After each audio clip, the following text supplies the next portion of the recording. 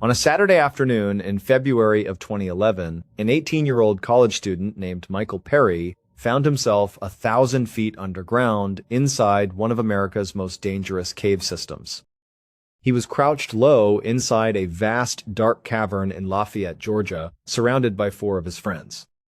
As Michael shifted his weight, the beam from his headlamp danced across the cave walls, catching slick rock formations dripping with moisture. The light briefly illuminated underground waterfalls cascading through the darkness before vanishing into deep black crevices that seemed to have no bottom. The entire place felt alien, cold, and completely cut off from the sunny world above. And before that day was over, 2 people inside that cave would be dead. The cave they were exploring was called Ellison Cave. Michael and his friends had driven more than 400 miles from their college town in Gainesville, Florida, just to see it. Ellison was famous among experienced cavers. It was a sprawling underground maze filled with narrow tunnels, massive vertical drops, freezing waterfalls, and pitch-black chambers that could turn deadly in an instant if something went wrong. Every year, adventurers from all over the country traveled there looking for excitement. But, to be perfectly clear, this kind of activity, caving, it was not really Michael's thing. Not at all. He was a marketing major at the University of Florida. If you asked him to describe himself, he would have said he was a pretty quiet person. He enjoyed studying, he liked playing in his school's band, and he dedicated a lot of his time to volunteering with his church youth group. So the idea of crawling through a tiny, pitch-black, intensely claustrophobic hole hundreds of feet beneath the Earth's surface, that did not rank high on his list of fun things to do. In fact, it probably wasn't on the list at all. But Michael wasn't in Ellison Cave that day for fun. He was there for a very specific reason, and that reason was his close friend, a guy named Grant Lockenbach. Grant had been the one to suggest the trip. He was passionate about it, and when Grant got an idea in his head, he was very persuasive. So Michael, being a good friend, had simply said, "Okay, I'll go with you." Just then, Michael glanced over to where Grant was sitting. He was with his girlfriend, a young woman named Carrie, and their 2 other friends were there as well. The group of them were huddled together, looking through a large backpack. They were taking inventory, checking over the various pieces of specialized gear they had brought along with them for the expedition. They had only entered Ellison Cave a few minutes ago, but they had already stopped. The group had paused their progress because there was something in this specific area of the cave that Grant was absolutely determined to see. And when Grant wanted to do something, it almost always happened. That was just the kind of person he was. It's why Michael, despite his reservations, had capitulated and ended up deep inside this mountain. Grant wanted him to come, and so, like he normally did, Michael went along with it. Grant was a natural leader. He was the president of their school's Fellowship of Christian Athletes, a group that Michael, Carrie, and the other 2 friends were also devoted members of. When Michael had first joined the fellowship, Grant had immediately taken him under his wing. He saw something in Michael. He told him that he had tons of potential. In fact, Grant had said that Michael had enough potential to one day become the next president of the fellowship himself. Hearing this from Grant had been a huge deal for Michael. It gave him a massive boost of confidence because he really truly looked up to Grant. And he wasn't alone in that. A lot of people did. Grant was just one of those effortlessly cool guys. He was a few years older than Michael, stood about 6 feet tall, and was basically a walking, talking ball of positive energy. He was always on the lookout for the next adventure, the next challenge to conquer. Caving was one of those adventures. Grant had been exploring caves as a serious hobby for the past 3 years, and out of everyone in their group that day, he was the only one with any real practical caving experience. And it was precisely because of this lack of experience among the others, Michael included, that Grant had chosen an easier route for them. They were navigating a tunnel within Ellison that was basically a straight shot through the mountain. It was a beginner's trail. It didn't require much in the way of technical gear, like ropes or complex climbing equipment. But despite the low level of difficulty for their chosen path, they had brought all of that extra equipment anyway. They had ropes and harnesses and carabiners. They had it all. And that was because along this easier route, right at the spot where they were now stopped, was the entrance to a massive vertical shaft. And Grant specifically wanted to climb down into it, even if he had to go alone. This particular shaft was 125 feet deep. To put that in perspective, imagine a 10-story building. That's how far this pit dropped straight down into the earth. But in the world of serious caving, this was actually considered a small one. It was officially called the warm-up pit because compared to the other, much deeper pits inside Ellison Cave, it was nothing. Some of the other vertical drops in the cave were way, way deeper, some over 500 feet. So while this was definitely not a beginner's task, for an experienced caver like Grant, it was a manageable, almost routine challenge. Michael watched as Grant picked up the backpack, the one with all the equipment inside, and carried it over to the entrance of the pit. The entrance was just a very large, dark hole in the cave floor. It was situated over near a noisy waterfall, and it was only a few feet away from where Michael was standing. So Michael walked over to Grant to offer his help. He wanted to assist him in setting up the gear for his descent. The process involved attaching a long climbing rope securely to the rocks around the pit's edge, creating an anchor that Grant could then use to lower himself safely into the darkness below. This whole setup process is called rigging. It took them a while to get it all done. Michael, again, had no experience with any of this, so he had to wait for Grant to instruct him on every single step. He would hold a rope here, check a knot there, all under Grant's careful direction. But as Michael worked alongside his friend, he found himself peering down into that pitch-black hole. As he looked down into what felt like a bottomless abyss, he felt his stomach do a little flip. He was suddenly very, very glad that he had not promised Grant he would go down into the pit with him. Because seeing it now, up close and in person, it was terrifying. He wanted no part of going down into that thing. But Grant clearly did. His eyes were bright with excitement. He was in his element. So Michael and Grant continued the process of getting Grant all set up. And then, eventually, when Grant was fully rigged and ready to go, Michael heard a strange sound. It was the sound of something heavy sliding off a rock. And then, just moments later, that sound was followed by a loud, echoing thud that seemed to come from deep, deep inside the hole, from the bottom of the warm-up pit. For a brief moment, Michael was just confused. He didn't know what he had just heard. Maybe it was just a loose rock that had tumbled into the pit. But then he looked over at Grant. Grant had a very unhappy expression on his face, and he was staring at the ground right next to the edge of the pit. He was looking at the spot where their backpack had been sitting just a second ago. The backpack with all of their extra equipment inside? At least, the equipment they weren't currently using. And the backpack was no longer there. It was gone. The backpack had just fallen 125 feet straight down into the pit. Now, obviously, this was not good. The last thing they wanted was for their backpack to be at the bottom of that hole. But it was actually much worse than just potentially losing some of their equipment. Because inside of that bag was the only cell phone they had brought with them into the cave. And it was also where they had stored all of their extra ropes and other essential climbing gear.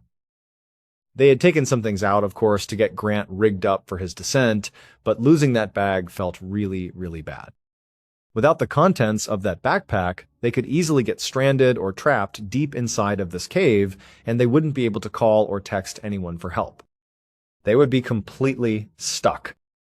And so Michael could feel a wave of panic starting to wash over him. But then Grant cut in.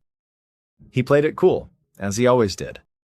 He just looked at the group and said, "Look, it's no big deal." He would just go down there and get it. I mean, he was already planning on going into the hole anyway, and he was all rigged up and ready to go after all. So he would simply go down, retrieve the bag, and come back up. It would be fine. And then, before Michael or Grant's girlfriend, Carrie, or any of the other friends could say a word, Grant just strapped on his harness and a pair of ascenders. Ascenders are climbing tools that would help him move down the rope in a controlled, measured way. He began positioning himself at the edge of the pit, preparing to go down. Michael just watched Grant in complete awe. Grant was so confident, so in control, that he was able to make everyone else around him feel calm too. And Michael felt his own panic starting to subside just from watching Grant's unshakable demeanor. This wasn't the first time Grant had projected such calm in the face of danger. During Grant's freshman year of college, he had casually climbed up the entire exterior of one of their school's tallest dormitories just to see if he could do it. And he did.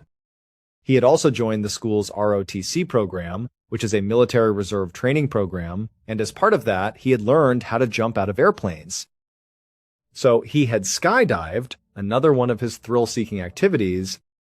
This moment here in the cave seemed like yet another perfect example of why Grant was such an incredible and natural leader.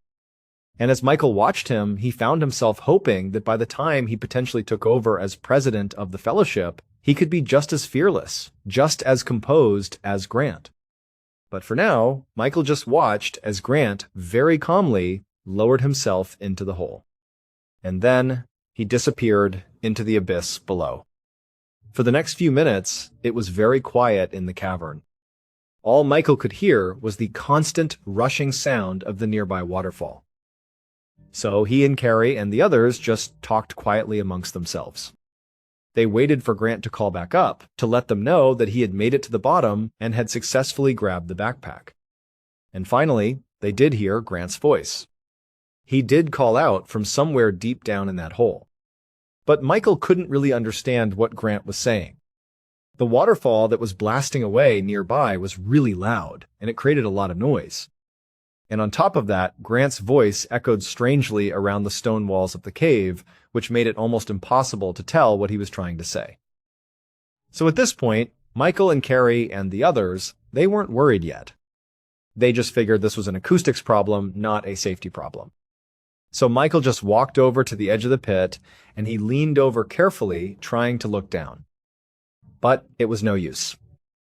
He couldn't see Grant. He was too far down, and it was far too dark. And so Michael called out, asking Grant to repeat himself, explaining that they couldn't understand what he was saying from up there. And Grant did yell back. He clearly replied to Michael's call. But Michael still couldn't really make out the words. However, this time, there was something really different about the way Grant sounded. Again, even though he didn't know what Grant was saying, one thing was suddenly definitely clear. Grant no longer sounded like the calm, cool, and collected, fearless leader that he normally was. He was talking really, really fast. He was repeating himself. He was saying something over and over again very, very quickly with a sense of extreme urgency. And even though, again, it wasn't clear what the words were, the tone was unmistakable. Grant was scared. There was a problem. Now, obviously, problems can and do arise when you're rappelling into a 125-foot hole deep underground inside a cave. That can happen. But for Michael and the others, when they finally processed that something was seriously wrong for Grant, it was truly shocking. I mean, Grant is the guy that gets other people out of problems. He was the calm guy. Nothing ever rattled him. And so to hear him basically panicking, it was deeply unsettling for those of them standing at the surface. And so Michael and the others, they're kind of hit with this sudden dual realization. One, it's very unsettling to hear Grant sounding this way. But worse, two, is the fact that they are not cavers. They can't go into this pit and save Grant if he needs saving. Not only because they completely lacked the experience, but also because all the caving gear, all the climbing equipment was in that backpack that had fallen into the pit. It was down there with Grant. So there was no way they could realistically help him if he was in any sort of trouble down there. And also, their one and only cell phone was down there in that backpack in the pit as well. And so, unless Grant could somehow figure out whatever problem he was having and get himself back up to the surface on his own, Michael and the others knew, without even having to say it out loud, that they were completely and utterly helpless. And so, as this grim realization is setting in for Michael and the other friends, Grant goes from trying to talk to them, even though, again, they can't tell what he's saying, he just sounds panicked, to straight up screaming. He is screaming for them. Something is horribly, horribly wrong. And so Michael and Carrie, they start yelling down to Grant, trying desperately to get him to clarify what's going on.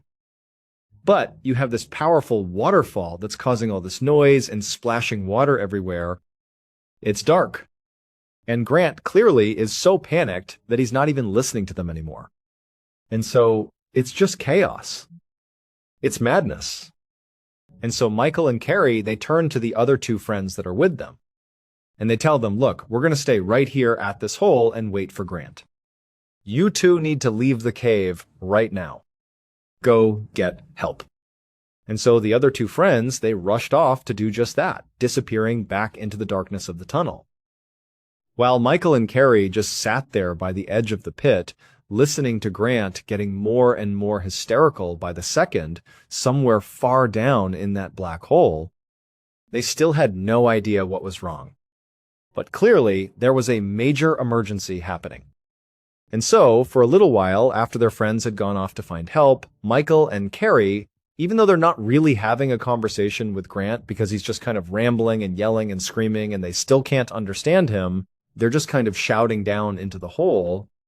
They're yelling things like, everything's going to be okay. We've sent for help. It's going to be okay. You're going to get out of here soon. They had no idea if he could even hear them or understand what they were saying.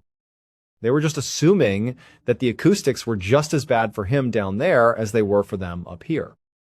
Again, the sound of that waterfall was so incredibly loud. It was so dark. And so they're just having this awful, helpless moment. But then something cut through all of that chaos. At some point, Michael heard Grant say something that he really did understand. Grant, at some point, in a very high-pitched, almost screaming voice, yelled out Michael's name. It was like he was directly yelling to Michael a clear and desperate plea.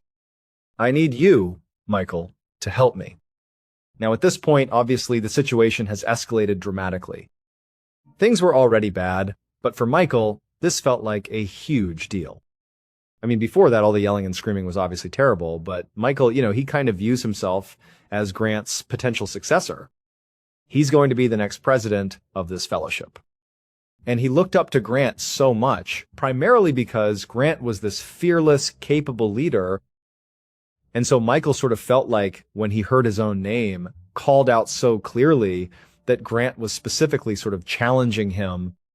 You, Michael, I need you. Michael took on that responsibility in that instant. And he felt like, I can't just sit here. I can't just wait for help to arrive. Something needs to be done right now, and I need to be the one to do it. I need to save Grant. And so Michael, he jumped up and he grabbed the extra harness they still had with them and he started to put it on. And as he was doing that, he could hear Carrie, who, she's seeing what's happening and she's telling him, don't do it. You don't know what you're doing. You don't know how to go down this thing. Like, this is dangerous. What are you doing? Don't go. And Michael, he just looked at her and he said, I have to do this. I know Grant would do this for me. I'm doing it for him. He needs me. I'm going down. And Michael, he's listening to Carrie, who is still trying to tell him not to go, but he just said to her, please pray for me. And then he walked over to the edge of the pit and he attached his harness to the very same rope that Grant presumably was still attached to somewhere down at the bottom, but stuck for some reason. And into the pit he went. As soon as Michael disappeared down into that hole, Carrie knelt down beside the pit. She put her hands together and she prayed as hard as she possibly could for both Michael and Grant to be okay. And after a few minutes, she heard Michael call out from somewhere in the hole. And for some reason, she could actually understand what Michael was saying. He called out that he and Grant were okay. He was with Grant, but they were just very, very cold. Relief flooded over Carrie. And as she exhaled all the tension she'd been holding in her body, and as the adrenaline kind of began to leave her system because now she's thinking everything is okay, she also realized that she too was very cold. She just hadn't been thinking about it before. She had been so fixated on the safety of her boyfriend and also of Michael. After all, she was only wearing a t-shirt and the cave was very damp and there's this waterfall constantly spraying a mist of cold water everywhere. It was a cold, damp environment. And so her teeth are chattering too. She's cold.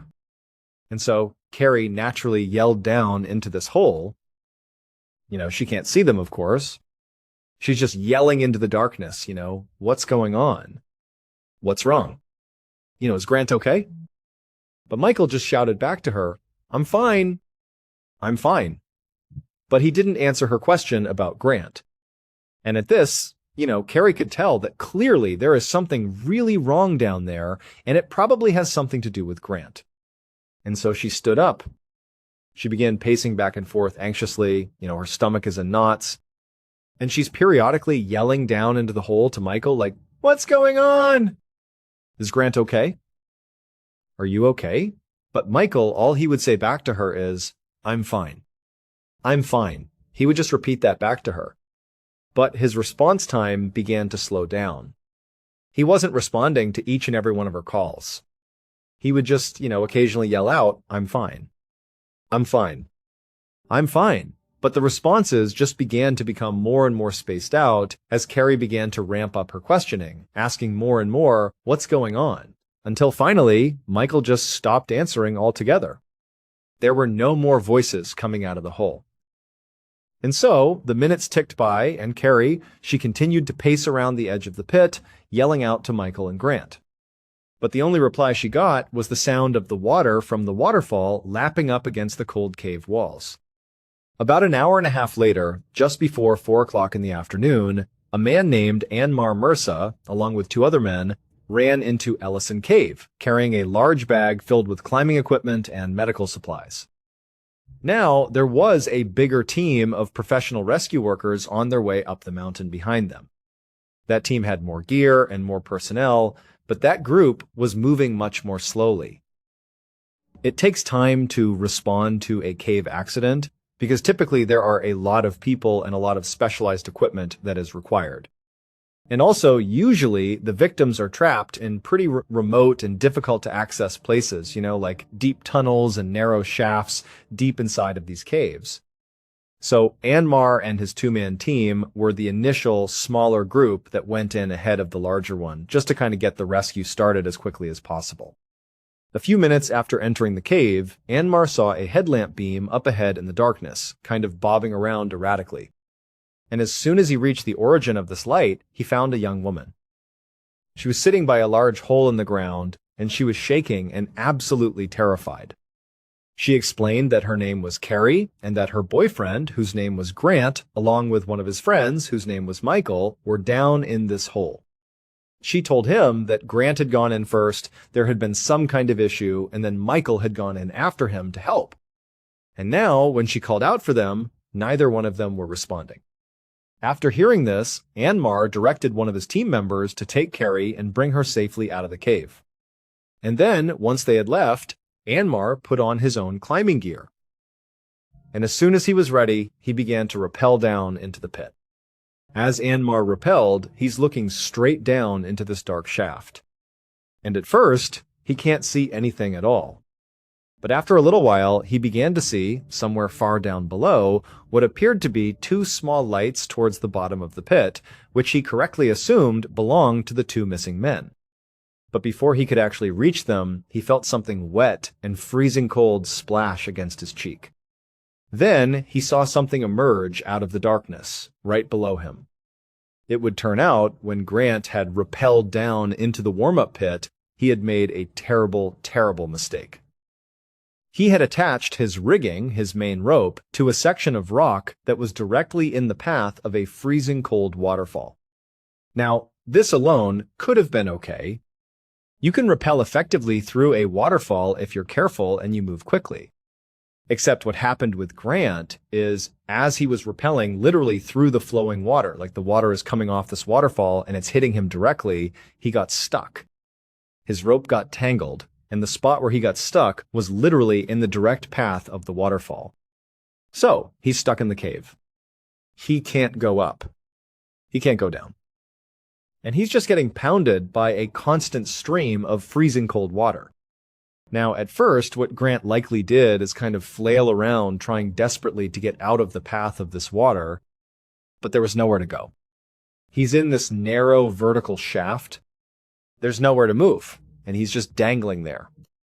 And he began trying to scream out for help. But that was why his words were so muffled. The water was hitting him in the face, making it impossible for him to speak clearly. And then also, as he's just dangling there very, very quickly, having that icy water hitting him nonstop would have sent his body into shock. It's like he wouldn't have been able to speak or even think anymore. He was rapidly becoming hypothermic. And then, in what was possibly one of his final moments of clarity, he managed to belt out Michael's name.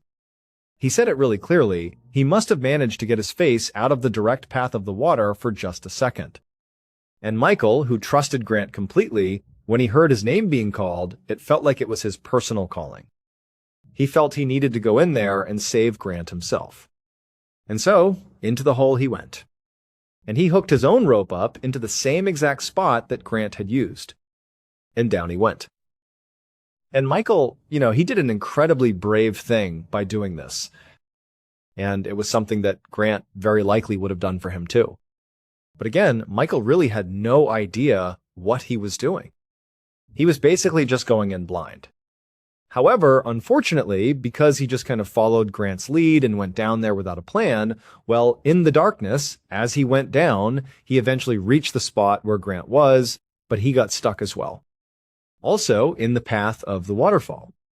Granted, he was not nearly as exposed to the water as Grant was. Like his face was not getting blasted by water, so he was able to call out and be heard by Carrie at least for a little while. But he also got tangled at the same spot. He couldn't move. His body was getting hit by this icy water. And so even though the rescuers did eventually get down to Michael and Grant, by the time they did, it was too late. The two young men had frozen to death. They had basically dangled inside of that hole, getting hit by that freezing water for about 2 hours before their bodies just completely shut down. In 2013, 2 years after both Michael and Grant died inside of that cave, the Carnegie Hero Fund Commission gave Michael a posthumous medal for risking his own life in an attempt to save Grant's. On a Friday night in late March of 1980, an 83-year-old man named Harry R. Truman sat on his couch in his remote Washington State lodge. He had a glass of whiskey and Coke in his hand, and he turned on his battery-operated radio to listen to the news. Just a second or two later, he found himself having to jack up the volume on the radio because he couldn't hear it anymore. A couple of his cats were fighting in the other room, yowling and hissing, and it was causing a whole commotion. Harry had lost track of how many cats he actually had living with him, but it was a lot. Maybe a dozen or so. And even though at this particular moment he yelled and cursed at them and told them to knock it off, he was actually glad they were out there with him. He liked their company. 5 years earlier, Harry's beloved wife Edna had died. And ever since then, he had lived completely alone, minus all of these cats. And he also didn't have a lot of neighbors to speak of either. So, for the most part, he had been fairly isolated for the last few years. Also, Spirit Lake, the beautiful lake that his lodge was situated on, was a 4-hour drive south of the major city of Seattle. It was pretty far out there, deep in the wilderness. The lake did get busy during the summer months with tourists and campers, but at this time in March, there were only about 60 people that lived there year-round, and they were all very spread out. But Harry didn't really mind the solitude. He missed Edna a lot, of course, but he had his cats, and he had his radio, and he had the jaw-dropping mountain scenery and the lake right outside his door. And he had his whiskey and cokes. So overall, even though he was sort of a gruff, cantankerous guy, he was actually quite happy with his life. But just then, there was a loud knock on Harry's front door. And Harry was not surprised by this. I mean, yes, he lived way out in the middle of nowhere, and he did not normally expect visitors. But in this case, he knew exactly who it was. And as soon as he thought about that, his face contorted into a deep scowl. He was really annoyed. At this point in Harry's life, he really only had one problem. And it was a major problem, at least to him. And that was the government. For the last few days, government agents, like almost certainly the ones that were knocking on his door right now, had been harassing him. They were trying to get him to leave his lodge, to abandon the home in the wilderness that he loved so much. They said they needed to conduct some kind of federal operation, and they wanted everybody in the area to clear out. Now, Harry loved his country. He had even fought for it during the First World War. But he really did not like authority, and he could not tolerate being told what to do. During Prohibition, for example, which was a period of time in the 1920s when alcohol was illegal in America, Harry had simply ignored the law completely and made his own booze. He just didn't care about their rules. So, over these last few days, as these federal agents had come to his house trying to get him to leave, Harry had not been intimidated in the slightest. He had simply stood his ground. And he figured it was really only a matter of time before the federal government sent a local police officer over in the hopes that Harry would be more cooperative with somebody that he likely already knew. But what they didn't know about Harry is that Harry really didn't cooperate with anybody.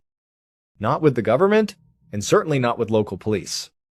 Not with his own family, not with his friends, and not with the 2 ex-wives he'd been with before he found Edna.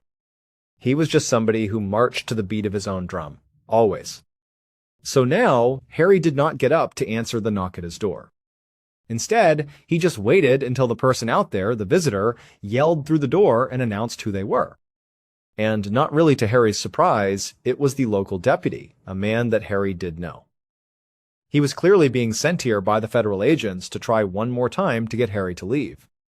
And when Harry still didn't answer the door, even after the deputy had clearly announced himself knowing that Harry would recognize his voice, when Harry still didn't get up, didn't answer the door, the deputy finally, just sort of frustrated, called out, "Harry, are you sure you don't want to go?" Now, even though this deputy was being a whole lot more amicable than the government agents had been, they had been really forceful, basically telling him, "You've got to leave." The deputy here was at least kind of giving Harry a chance to make a decision for himself. Despite that, the question the deputy had asked just made Harry really mad. Because leaving his house was just not something he would ever consider doing. Harry had lived in this lodge for 54 years. And 37 of those years were spent running this lodge as an inn, as a business, with his late wife Edna, who was the love of his life. Now, he'd let the lodge go a little bit after she had died. So truthfully, it was kind of falling apart, and it smelled terrible because of all the cats. But it had been theirs, and now it was his, and he would never give it up. And not only that, but just outside his doorstep was Spirit Lake, which Harry believed was the most beautiful, perfect place in the entire world. It was quiet and serene and situated right at the base of some of the most breathtaking mountains he had ever seen in his whole life. And so to say Harry loved it here was a complete and total understatement. His lodge and Spirit Lake were basically his whole identity. Harry didn't know if he believed in God, but he did believe in the trees and the lake and the birds that screeched at him at all hours of the day. It was like his home, this whole area, was his religion. And he certainly was not about to give it up just because some federal authority or government agent or whoever else told him to. So, all Harry said to the deputy waiting outside his door was a very firm good night, which Harry was actually quite proud of himself for because he had a really hard time not swearing. So, this seemed pretty mild for him. After that, Harry waited to see if the deputy would challenge him or say anything else, but he didn't. And moments later, Harry heard the deputy's footsteps crunching down the gravel driveway and heading back towards his police cruiser. After that, Harry leaned back into his couch and smiled to himself. He picked up his drink, kind of toasting himself for standing his ground. And at the same time, he was sort of hoping that maybe now, finally, the officials would understand that he was not going to change his mind. But that's not what happened. A little more than a week later, on the morning of April 5th, Harry sat in a folding chair in a clearing by his house.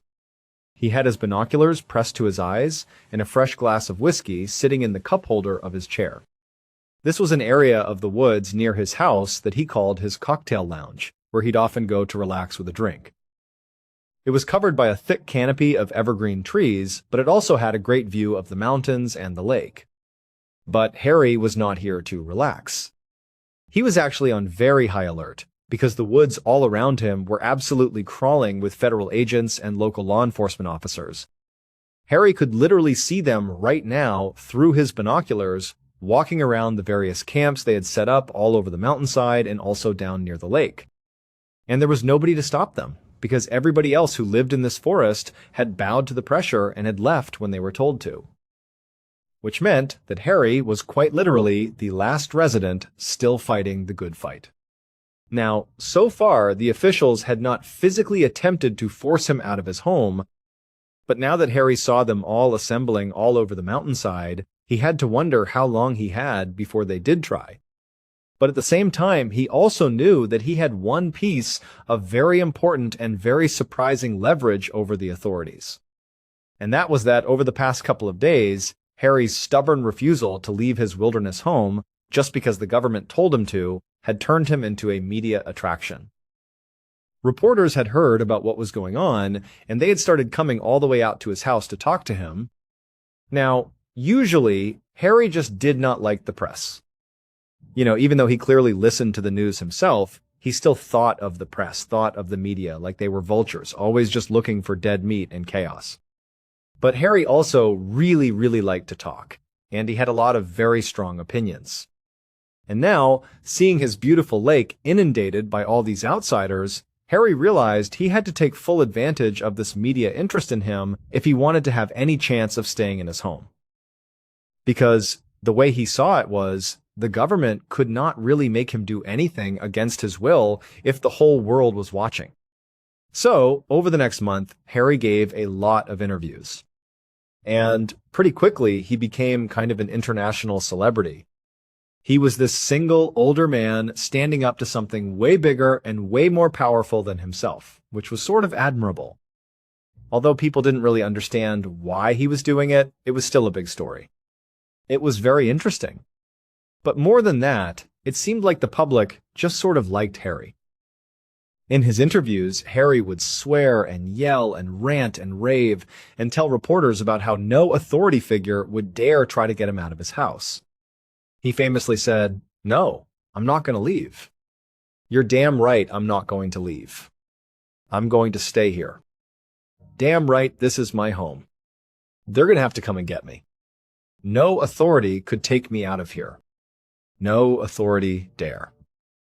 And he'd also talk about his life, just telling these crazy stories that had nothing to do with the wilderness, like about the whiskey that he bottled and distilled himself during his Prohibition days, which he called panthropy, and about his relationship with his late wife Edna and how they used to dance together right at the edge of the lake.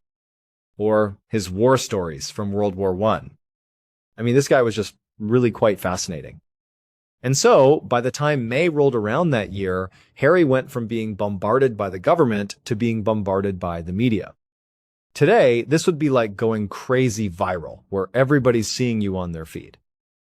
But this was 1980, and so people got their news from newspapers and the television and the radio. But those mediums were all full of Harry Truman, and people were kind of obsessed. Everybody from average citizens to school kids sent Harry fan mail. Reporters and news crews came to Harry's in droves, and some even took helicopters just to get there more quickly.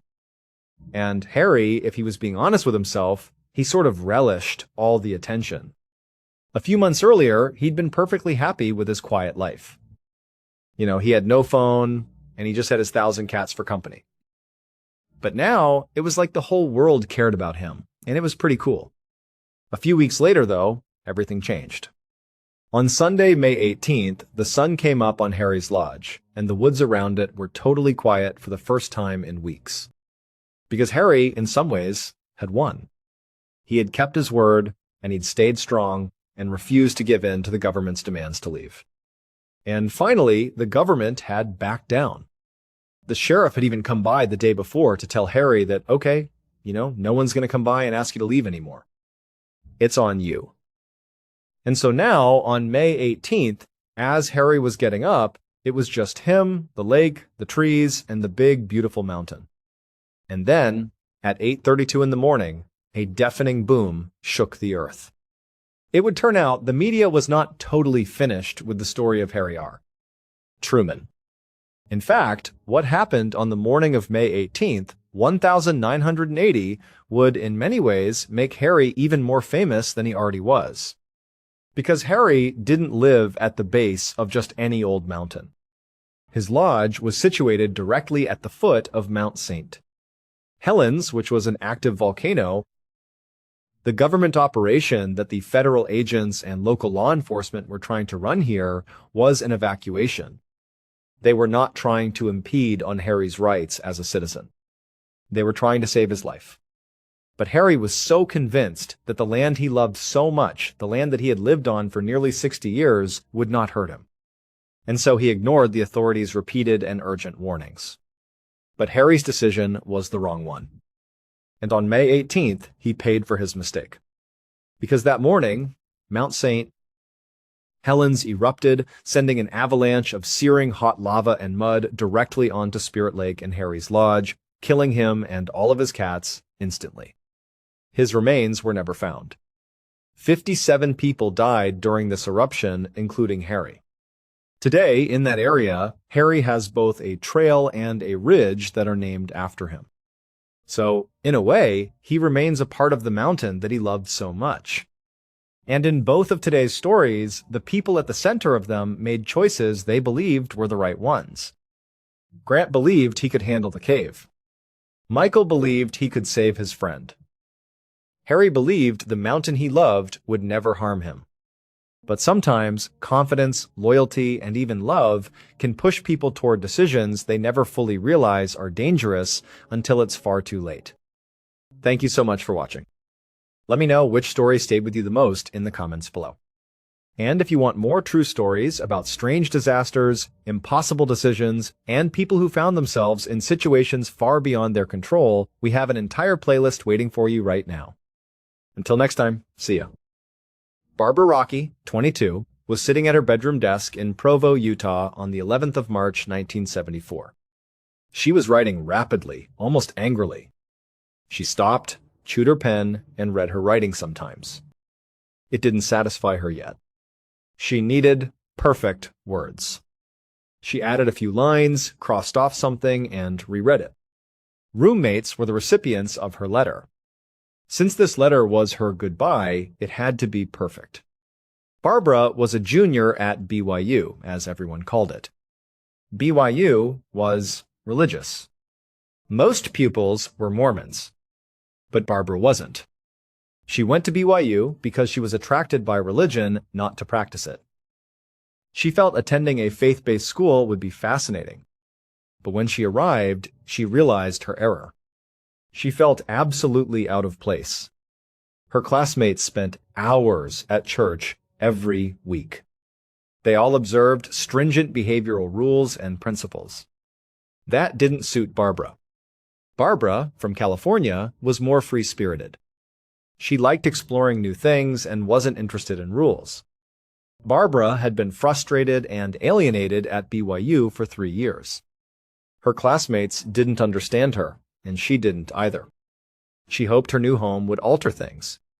2 months earlier, in January, she moved with 7 other girls. It was evident by now that these girls didn't like her more than anyone else. They were pious, like the rest of BYU students, and thought Barbara was crazy. They didn't understand why she dated different individuals or tried different religions. They didn't get it.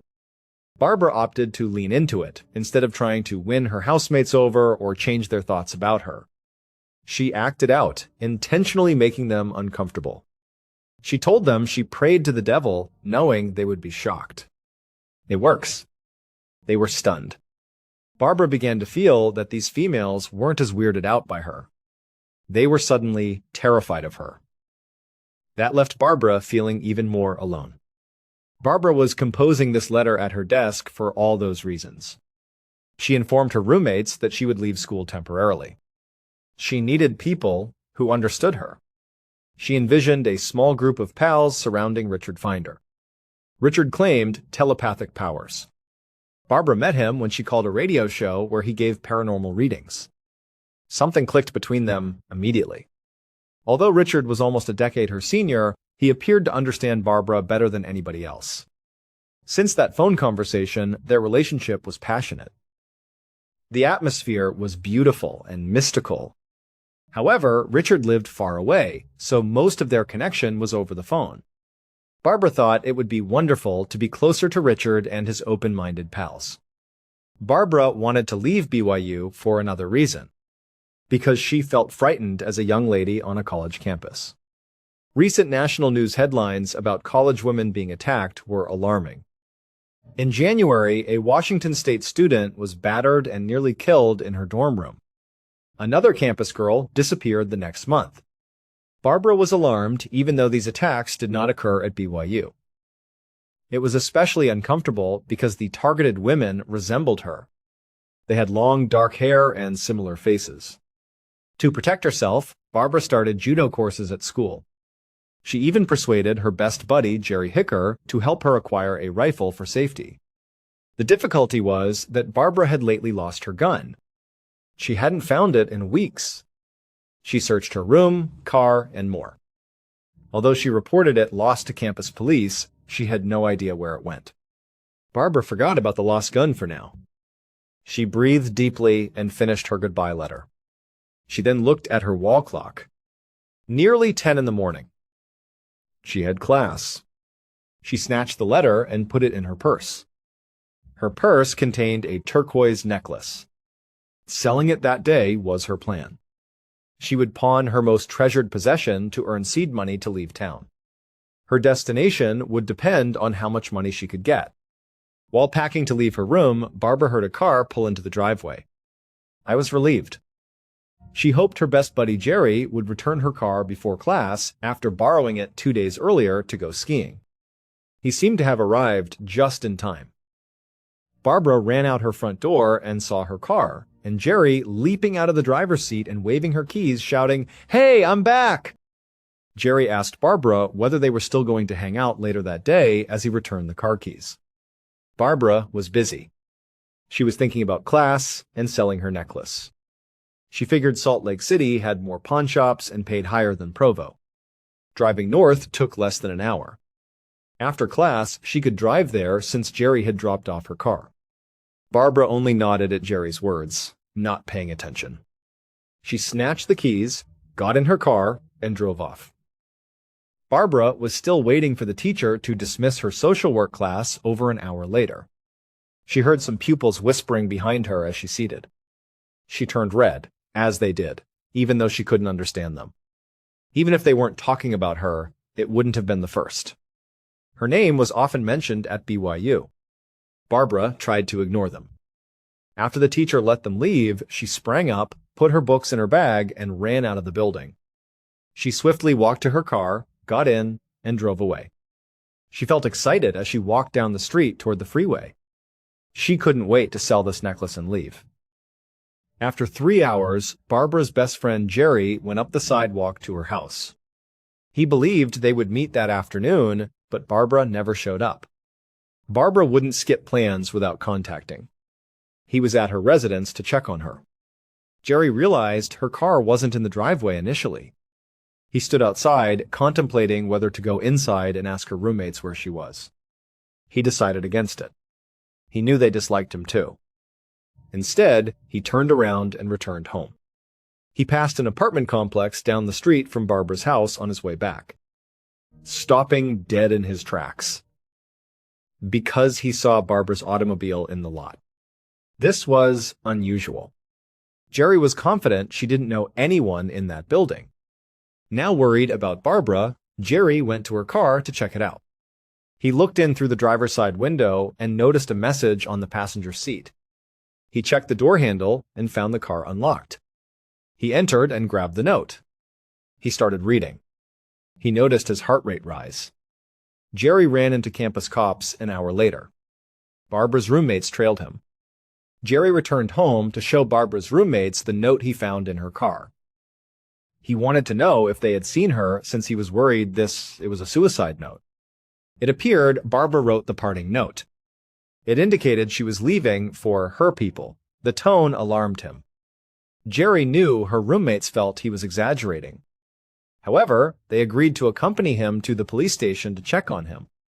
When the officer on duty came to the front desk, Jerry told him he had arrangements with Barbara that day and she hadn't shown up, which was unusual.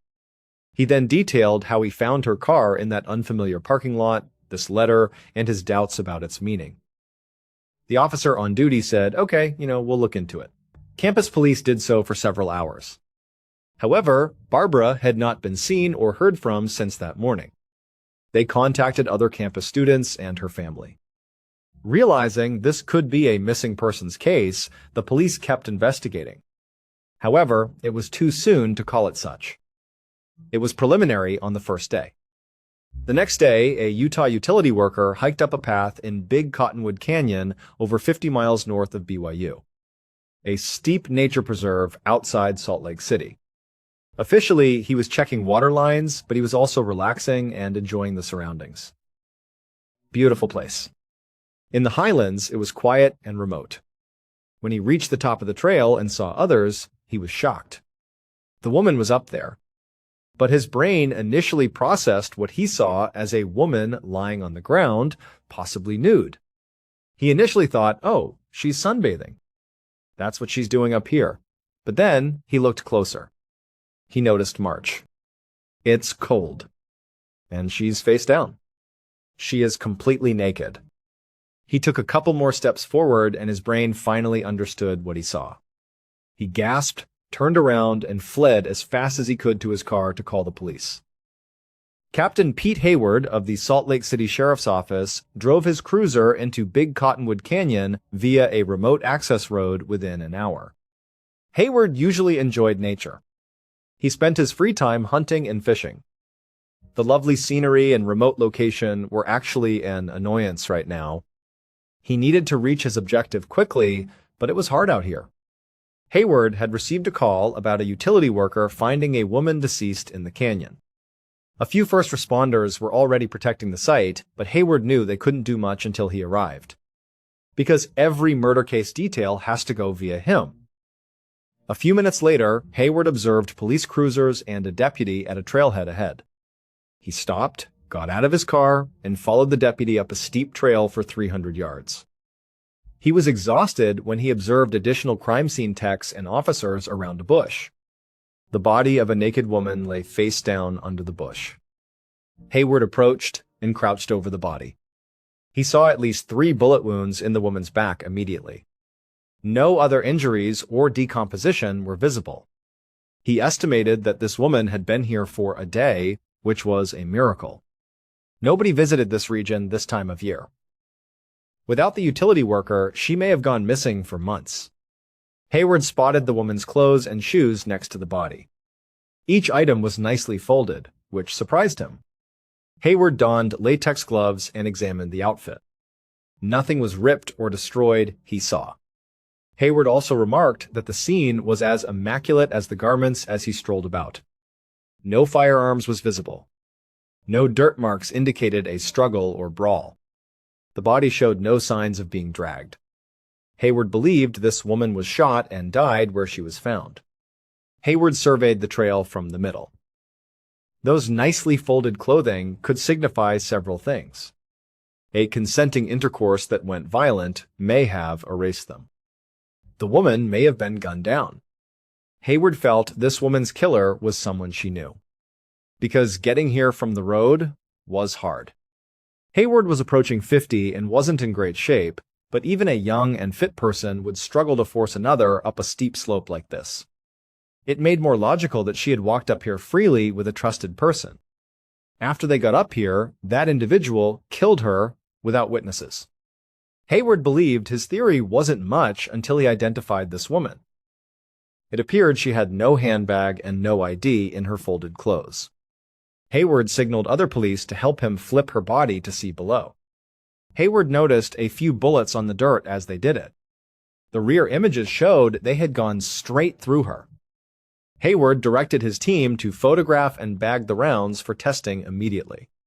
He also directed them to get some of the ground where the bullets were lodged in case it contained more evidence. In the 1970s, investigators could test garment fibers or hairs for a suspect without DNA. After giving his crew directions, Hayward breathed deeply and returned down the trail. He had to find her name. Next Wednesday, March 13, Hayward hurried down a Salt Lake City Sheriff's Office hallway to a meeting room. He was bleary-eyed and adrenaline-fueled after working this case constantly since the day before. He had just met with the ballistics expert who told him the gun that killed this woman was likely .357 caliber. Of course, this was useful for the investigation. Since .357s were plentiful, it didn't narrow things down. Hayward found something else important for the investigation. Victim's identity. Barbara Rocky was 22. Hayward's team aired the body's finding on local news the night before. After releasing that, BYU police called regarding a student who had gone missing a day earlier. Some of this missing student's friends had come to Salt Lake City to identify the deceased a few hours earlier and confirmed that it was Barbara. Hayward had previously spoken to some of the youngsters and had other officers contact Barbara's relatives. But Hayward was on his way to receive a formal statement from a young guy called Jerry Hicker. Jerry was one of the body's identifiers and reported Barbara missing initially. Hayward hoped he might help them find Barbara's killer. Hayward sat across from Jerry at a conference table minutes later. Jerry appeared rattled. He kept shaking his head and turning away, like he was trying not to cry. Hayward was a harsh interrogator. Given Jerry's clear guilt, he didn't spend time giving condolences or Kleenex. According to Barbara, he was her best school friend. Hayward believed Barbara was murdered by a trusted person. So he plainly told Jerry that he needed to know everything that transpired the day Barbara disappeared. Jerry was surprised by the bluntness. However, he took a hesitant breath and claimed that he had taken Barbara's automobile the day before and returned it at her house around 10 a.m. on Monday. He then said he spent several hours in the library. He said he'd meet Barbara. Barbara didn't show up for their later-day hangout. He found her car gone when he checked on her at home. He started walking home again when he saw her car down the block, parked outside an apartment complex he didn't understand. His assumption was that she didn't know anyone there. He stated he was walking to the car and spotted a message inside. Doorknob was open when he tried. He took the note from within and read it. He stated the note was unsettling. He suspected a suicide note. Hayward nods. He noticed the note. BYU police gave it to him. Excerpt, Barbara seemed to be informing her housemates she was leaving town to be with like-minded people. The note was cryptic, so Hayward wasn't sure what to make of it. A suicide note or a regular note could be it. He wasn't even convinced Barbara wrote the letter. Her killer may have authored the letter. Barbara's murderer may have tried to make her absence look like a suicide or a runaway in hopes that police would never uncover her body. Hayward forwarded the letter to a handwriting expert for feedback. Hayward asked Jerry about Barbara. Jerry claimed that they hung out a lot and that she gravitated toward him because she felt unwelcome at school and with her housemates, who didn't like her since she wasn't religious. Jerry also told Hayward that Barbara had exacerbated her roommates' disagreement by shouting sacrilegious things to frighten them. He said there was so much tension between them that he tried to find Barbara a new place to live. This cheered Hayward. The possibility of Barbara's domestic struggle seemed intriguing. Even though a group of young, devout Mormon ladies were unlikely murder suspects, it was worth investigating. One of them may have snapped and tried to injure Barbara after being scared by her mocking. Hayward stood up and informed Jerry he could leave because he had no more questions. He wasn't ready to rule out anyone, but Jerry seemed doubtful. He reported Barbara missing and had an alibi for sections of the day. Given that her body was recovered in a remote region by chance, the killer would have been better off keeping quiet and hoping it was never found. Why would Jerry call the police if he was the killer? It was illogical. Hayward left to hassle officers. They needed to speak with Barbara's roommates in Provo. 2 days after Barbara's death was located in the canyon, Hayward drove to a Salt Lake City pawn shop the next afternoon. Because so much had transpired in the last 24 hours, he was exhausted even more than yesterday. They contacted Barbara's relatives, who were upset, but they had no useful information for the investigation. They didn't know Barbara's friends or school life, so they couldn't say if somebody wanted to hurt her. No one knew if she planned to leave campus. Apparently, she was, since the handwriting expert returned to verify the note. Written by Barbara. If read literally, the note was about her true plans to depart. Hayward thought the letter from Barbara should be interpreted literally after speaking to Jerry, who had talked about the tension between Barbara and her roommates and how she didn't fit in, and after speaking to all 7 of Barbara's roommates, who all admitted they didn't like Barbara.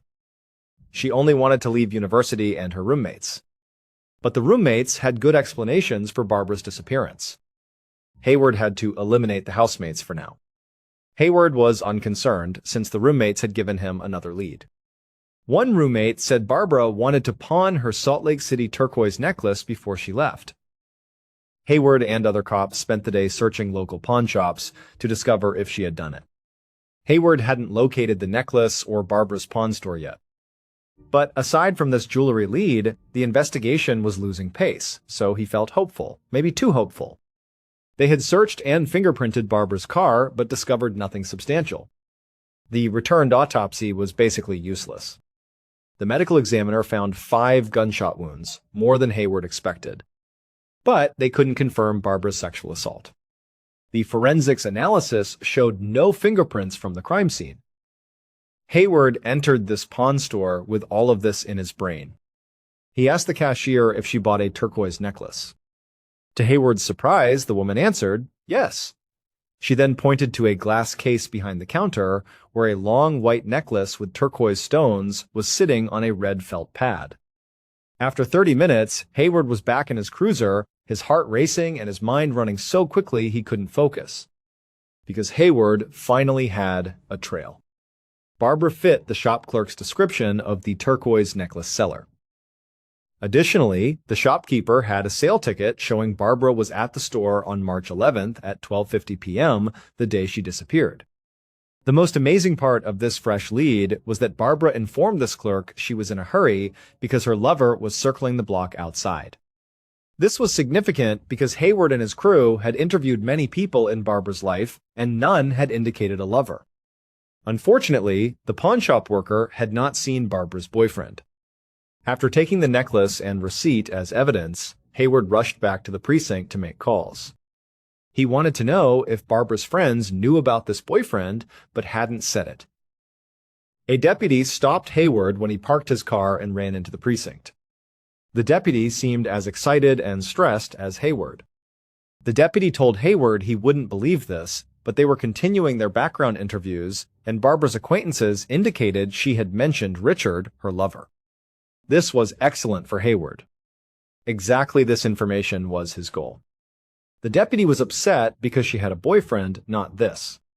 He said Richard was Richard Finder, a California psychic who was in town on a ski holiday when Barbara was killed.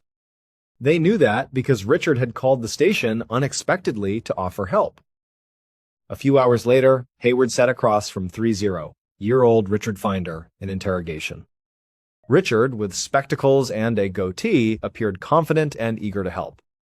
Hayward felt like he was acting. He believed Richard killed Barbara. After all, murderers often entered murder investigations to see what was going on and divert culpability. Hayward believed Richard was ringing in to offer his psychic skills. Hayward had spent the last 2 hours investigating Richard. He also found his .357 pistol, which killed Barbara. He also discovered that Richard was staying in Salt Lake City near Barbara's body in Big Cottonwood Canyon. Way too many coincidences. Hayward was ready to be brutal with Richard to get a confession. But Hayward answered some background questions first.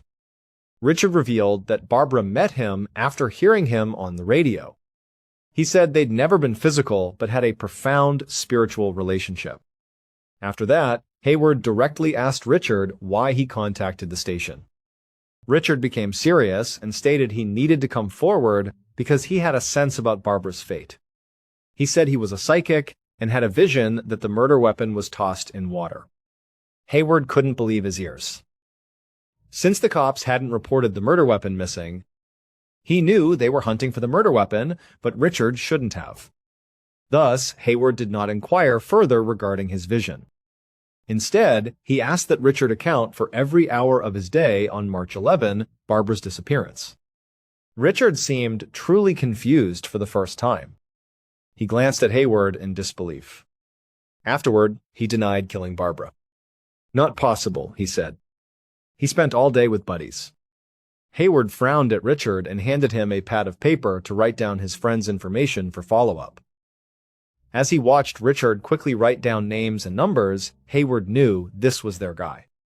The circumstantial evidence against him was overwhelming. He understood they needed more evidence to arrest. Thus, Hayward would first verify Richard's alibi and then test his 357 against Barbara's murder bullets. So he informed Richard he could go for now, but they needed to check his gun. A few weeks later, Hayward sat at his sheriff's office desk staring at Richard's gun ballistics. Barbara was slain by something other than a gun. Hayward couldn't recall being more startled and disappointed. He identified Richard as the killer. Richard, his sole suspect, was great. After checking his alibi, it didn't hold up. His pals answered, "Well, we were with him, but not the whole day. So Richard was missing for major parts of the day she went missing." Hayward grumbled and reminded himself that Richard wasn't innocent just because his gun wasn't a match. It's conceivable he used another 357 and then abandoned it. However, Hayward couldn't believe they were starting over. Having done what he could, he felt done. He spoke to necessary parties. After analyzing their proof, he had nothing. Hayward had experience resolving cases and satisfying families. Now he worried he couldn't do it for the Rocky family. Hayward continued investigating this case for months and years, but the leads dwindled. Finally, he was promoted. He soon got involved in additional cases. Finally, Barbara's case stalled. 3 decades after Barbara's death, Salt Lake City Sheriff's Department Detective Todd Park sat on the floor behind his desk in the fall of 2005. Crime scene images, interview transcripts, and evidence logs from Barbara Rocky's 1,974 murder investigation filled his floor. Park, a new homicide detective, took up this case after Barbara's sister called to ask the sheriff's office to reopen it. Park wasn't sure if it was new guy enthusiasm, but he was preoccupied with solving it. He wanted to discover answers for the Rocky family, who had been wondering about Barbara for over 2 decades. Park seemed really optimistic. Even if they hadn't used DNA testing in the first investigation, they couldn't conduct it then. However, the detectives had done a rape kit and carefully stored all the evidence, including Barbara's clothes and the soil under her body. With DNA technology breakthroughs, they could probably address this. Park had sent several evidence locker items to the lab for testing. He reviewed the case data to gain a sense of how it was probed in 1974 while waiting for the results. He found a peculiar case. The murder was initially suspected as being personal. Police considered the possibility that Ted Bundy killed Barbara even though the case was cold. That this wasn't personal and she was one of his many victims. In 1975, 1 year after Barbara's death, Ted Bundy was caught less than an hour from her Salt Lake City home. He had been killing college women across the West Coast, including several in Utah the year Barbara was killed. In the late 1970s, investigators ruled Ted Bundy out since he was conducting a different murder in Washington state at the same time Barbara was killed. Barbara could have been slain by another local serial killer. Because of the number of U.S. killers in 1974, it was called the Year of Fear. Park eventually agreed with the first investigator that Barbara's murder was personal after reading the notes. Even the amount of times Barbara was shot looked emotional. Park thought Barbara's boyfriend, Richard Finder, was the killer.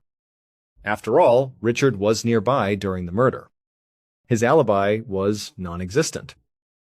He mentioned the missing murder weapon while the public didn't know. Thus, he learned inappropriate crime scene details. Park thought some people, including Barbara's best friend, Jerry Hicker, deserved a second look. He had an alibi, and Barbara had told the pawnshop owner before she was killed that she was with her boyfriend, not Jerry. If Park was right about this being an emotional crime, Jerry had to be considered. He was Barbara's best buddy in school, so maybe he was furious when she left town. Next, Barbara's housemates. They all had good explanations, but one may have hired someone to assassinate Barbara. Park was aware that the original detectives hadn't discovered any proof, but they hadn't spent much time with the roommates either. They promptly disqualified them. Park also realized it could be someone they hadn't considered, like the utility guy who found the body, or a BYU student who didn't like Barbara and thought she was eccentric. Park wasn't sure, but he was confident they'd find DNA in all that old evidence. They'd discover their killer, then. 2 years later, Park paced his office on an October 2007 afternoon. He occasionally glanced at his desk phone. Each minute he waited for a lab call increased his anxiety. Park's reinvestigation of Barbara's murder had reached a dead end with DNA testing. Over 2 years, the medical lab examined practically every item from Barbara's case, including her rape kit swabs and clothes. They couldn't acquire DNA from anything. It either didn't exist or was too old and poorly preserved. Nothing was left to test but the dirt the original investigators retrieved from Barbara's body. Park first didn't send in the dirt because he didn't think it had DNA. He now had only this evidence. When the lab called this time, Park knew he'd either learn the killer's name or his case would be ended. Eventually, Park's phone rang. He grabbed it and got a dry mouth as he heard the lab on the other end. Before Park asked, they told him they had a profile. That dirt sample from Barbara's body included DNA years earlier. Park found a name by running that DNA profile through their criminal database. Reconstructed from DNA evidence and decades of investigation, this is what police believe happened to Barbara Rockey on the 11th of March, 1974. The killer saw Barbara's car come up to the sidewalk before noon. The killer jumped inside and smiled at Barbara, who smiled back. As Barbara requested, they drove to the Salt Lake City pawn store. When they arrived, Barbara stepped out of the car and entered. After she entered, the killer took the driver's seat. They would drive the car from then on. Their heart raced as the killer waited for Barbara in the driver's seat. They couldn't wait for her to return outside and get in the car because the killer loved her. They decided to make their connection physical today. When Barbara returned outside and jumped into the passenger seat after selling her jewelry, the killer joyfully stated, "Hey, there's some trails nearby. Why don't we go for a hike?" Barbara paused, like she didn't want to do this. But the killer knew Barbara was leaving Utah. They knew she wrote a goodbye note and sold the necklace to go permanently. They guilt-tripped her. They said, "Look, let's just go enjoy the beautiful countryside before you leave town." Barbara shrugged and said, "Okay, fine." The killer joyfully went to the canyon and parked near a picnic area. Then they stepped out and started walking toward a trail, and the killer touched the outside of their pocket to make sure the gun they stole from Barbara was still there.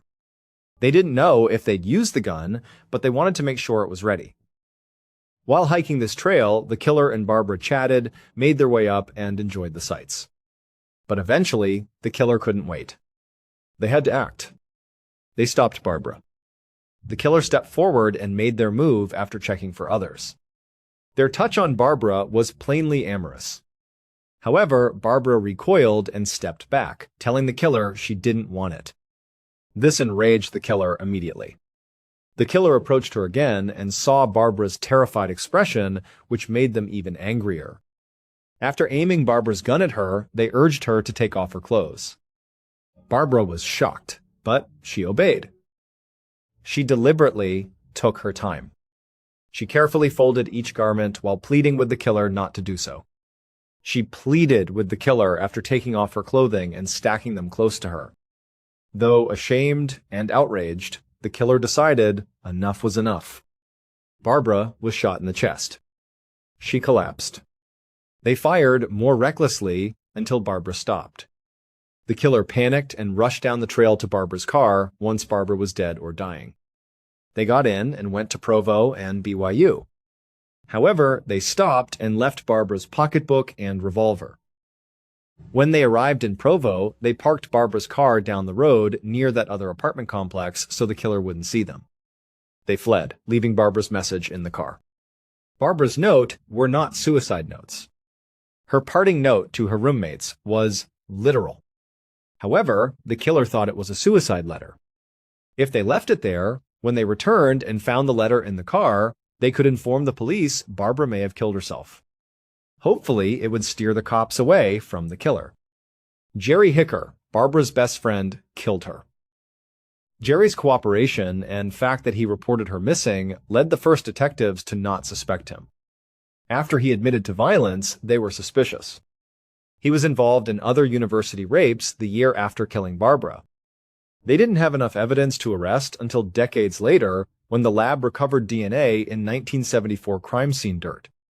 They matched that profile to Jerry's DNA from another unrelated incident. Jerry killed Barbara with her gun, which he helped her buy to defend herself from killers like him. Jerry was dying of cancer when arrested in 2007. He confessed to Barbara's murder for a lesser sentence and served 5 years. His death occurred in 2014. Many thanks for viewing. Comment your thoughts about today's episode. And remember, you can binge on our true crime playlist right now. Till next time. See you. On the morning of the 16th of May, 2006, at approximately 1 o'clock in the morning, a woman called Allison Rivera, who was 35 years old, abruptly repositioned herself in her bed. She was at her residence in Baltimore, Maryland, and the alarm for the house security system was going off on high volume. Now, despite the fact that that information was shocking, she was not entirely taken aback by it. The explanation for this is that the alarm had actually sounded at a time that was practically identical to the time it had sounded the night before.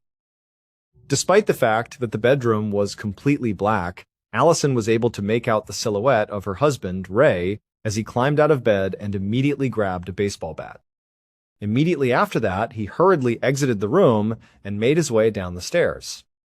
As soon as she stood up, Allison followed closely behind him. They turned on the lights and had a look around as they reached the bottom of the steps, in spite of the fact that the alarm was still blaring. It appeared to Allison that there was no one inside their home. All of the doors were closed and secured firmly. However, as she turned her attention to a certain window, she noticed that it was slightly open, albeit just a very small amount. Again, this was hardly a complete and utter surprise. The previous evening, when the alarm had sounded, they had contacted the authorities to report the incident. The authorities had arrived and examined the location. However, despite the fact that they did not find anyone, they did find that this particular window had been tampered with. For some reason, it appeared as though someone had attempted to force it open, which is what triggered the alarm. At this point, it appeared as though it had occurred once more. However, on that initial night, the police did not believe that it was a real attempt to break into the building. Allison and Ray had been informed by them that the alarm was most likely an alarm that was set off by a squirrel. It's a squirrel. At the time, Allison and Ray thought that was a little bit crazy, but the cops looked pretty convinced about it, and it was a logical enough explanation, so they had just accepted it when they heard it. They went back to bed after making sure the window was shut, turning off the alarm, and then going back to bed. On the other hand, here they were, 24 hours later, standing in the same position. The alarm was going off once more, and that window was obviously up once more. The concept that a squirrel would be doing this 2 nights in a row at the same time seemed very implausible to me. Something didn't feel quite right. Both Allison and Ray couldn't help but have the feeling that the authorities could have been mistaken. It's possible that this wasn't a squirrel. Presumably, this was an individual who was attempting to enter their residence. In point of fact, Allison had this nagging anxiety in the back of her mind about what might be going on, and she simply couldn't seem to shake it. She was concerned that her husband, Ray, may be the target of an assassination attempt. It is important to note that Ray and Allison had just recently relocated to Baltimore. It was because Ray had been offered a position at Stansbury & Associates, a financial investing firm located in the city, that they decided to relocate. One of Ray's special responsibilities was to compose the email newsletter for the company. Through this newsletter, subscribers were provided with guidance on purchasing and selling stocks. But here was the issue that arose. Actually, Ray had no idea what she was doing when it came to investing.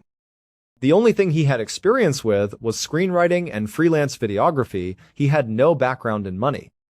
The only reason he had even the slightest chance of getting this position was because the company was owned by one of his close friends, and that buddy had hired him as a favor. In light of this, it is fair to say that some of the financial guidance that Ray was offering in this newsletter was, to put it bluntly, bad, despite the fact that he was doing his best. And it was highly probable that a great deal of money had been lost by individuals as a result of it. As a result, Allison had the impression that it was feasible for one of these irate and dissatisfied subscribers to have discovered their address and was now attempting to exact revenge on Ray. However, despite this, that was a very bizarre and conspiratorial theory. Consequently, on this particular evening, when the alarm went off for the second time, Allison did not share any of her concerns with Ray. She simply strolled over and switched off the alarm system instead of doing anything else. During the time that she was doing that, Ray went through the entire house, carefully inspecting each and every room. After that, he proceeded to check that the window was closed as securely as it could be. After then, Allison inquired of Ray whether or not they ought to make another attempt to contact the authorities. On the other hand, Ray just declined. As the police had stated, he informed her that it was quite probable that it was only a squirrel once more. He gave her the assurance that the house was secure and that they were no longer in danger. He suggested that they should sleep for a while longer. So, despite the fact that Allison was experiencing a great deal of unease with the entire situation, she accepted. Both of them then returned to the upper floor and went back to their respective beds. Allison sat down at the table in their dining room early the following morning, and she started eating the meal that Ray had prepared for her in a hurry. She was about to embark on a trip for professional reasons. The journey to Virginia would take her 3 hours, and she needed to be on the road as soon as possible. Consequently, once she had finished her meal, she disposed of her plate in the sink, and Ray took her suitcase to her vehicle without her having to struggle. I love yous were spoken between them as they stood by the car for a few period. After that, Allison got in the car and drove away, waving to Ray as she drove away from the home when she left. After waiting for 3 hours, Allison finally arrived in Virginia. The entire day was spent working, and she eventually checked into her hotel at approximately 6:30 inches the evening. She had been working the entire day. When she reached this stage, Allison was so worn out that she was on the verge of collapsing onto the bed of the motel. She only desired to make a phone call to Ray in order to check in, then perhaps watch a little bit of television before retiring for the night. Following that, she pulled out her phone and dialed his number. There were a couple rings on the phone, but after that, it simply went to his voicemail every time. That was weird, to say the least. It took her a few minutes to wait before she attempted to call once more. Nevertheless, the same thing took place. Repeatedly, it rang, and then it went to the voicemail section. This was indeed a unique occurrence. In a normal situation, Ray would always answer his phone, and he was surely anticipating a call from her about this time to let him know that she had arrived safely and checked in. However, Allison suddenly recalled something that helped her feel a little bit better about the situation. A woman by the name of Claudia, who was one of her coworkers, was actually staying with them at their home in Baltimore where they were staying. Due to the fact that Claudia was merely passing through the region and in need of a place to spend the night, she was present beside Ray. Allison made the decision to give Claudia a call. Immediately, Claudia picked up the phone. When Allison inquired as to whether or not Ray was present, Claudia responded with a statement that was somewhat unexpected. It was a couple of hours earlier, so around between 5 and 6 o'clock in the evening, she stated that Ray had been arriving at the residence. While Claudia was staying in the guest room, he was working on his computer in his office, which was located down the hall from its location. Claudia reported that she heard Ray's mobile phone ringing when she was in the guest room. Just a few seconds into the discussion, she heard him remark, "Oh shit." After that, Ray allegedly ran out of the house in a literal sense, as stated by Claudia. He picked up the phone and began talking to her. She heard him get into his car, and then she heard the car drive away from their area. She was able to pinpoint the exact moment when the automobile left. In her conversation with Allison, Claudia revealed that she was clueless about his whereabouts and that he had not yet returned. It is clear that Allison was perplexed when she heard all of this, but she did not immediately become anxious about the situation. She reasoned that whatever it was that had caused Ray to hurry out of the house in such a manner was most likely some type of emergency that occurred at work or even with his friends or family. Despite the fact that it might be a terrible thing, she presumed that Ray would call her back and explain everything as soon as he had the opportunity to do so. Allison expressed her gratitude to Claudia while making an effort to avoid appearing anxious. Once she had finished speaking, she hung up the phone and began getting ready for bed. And while she was getting dressed, she had her phone right next to her, monitoring it, and waiting for the call from Ray that she was certain would arrive any moment now. She was certain that the call arrived at any moment. Allison was awakened the following morning at 5:30 a.m. by the sound of her phone ringing through her ears. An instantaneous surge of optimism swept over her. The fact that she eventually called to explain what was going on led her to believe that it was Ray. However, when she looked at the screen of her phone, she discovered that Claudia had called her once more. In spite of this, she pondered, well, maybe Claudia is with Ray at this very moment. She may be calling to let me know that everything is great and that she will explain everything to me. Perhaps she has some new information to share with me. Therefore, Allison answered the phone and asked Claudia, "Hey, is my husband back? Is everything okay?" Claudia responded by saying, "Your husband has not yet returned home. I have no idea what is going on with him, but I have to leave now. I have to go to the airport." Allison then continued to ask Claudia about her husband. Having reached this stage, Allison was no longer able to conceal the fear that was in her voice. It was impossible for her to contain her anxiety. As for Ray, what exactly was going on? That he would stay out all night, that he would ignore all of her calls, and that he would still not be home was utterly different from his usual behavior. What was going on was completely unknown to her. Claudia appeared to be aware of her anxiety and was in the process of requesting whether or not she should remain and wait for Ray to return home. However, Allison informed her, "No, go ahead, go to the airport, do what you need to do. I'm going to cancel my work trip. I'm coming home right now. I have to figure out what's going on with Ray." Soon after Allison finished her phone call, she hurled all of her belongings back into her luggage and walked away. She left the hotel and started the 3-hour drive back to Baltimore after she had checked out of the hotel. To the best of her ability, she managed to maintain her composure while driving. However, she was contacting Ray's mobile phone for the majority of the time, and she did so repeatedly. And he never spoke back to me.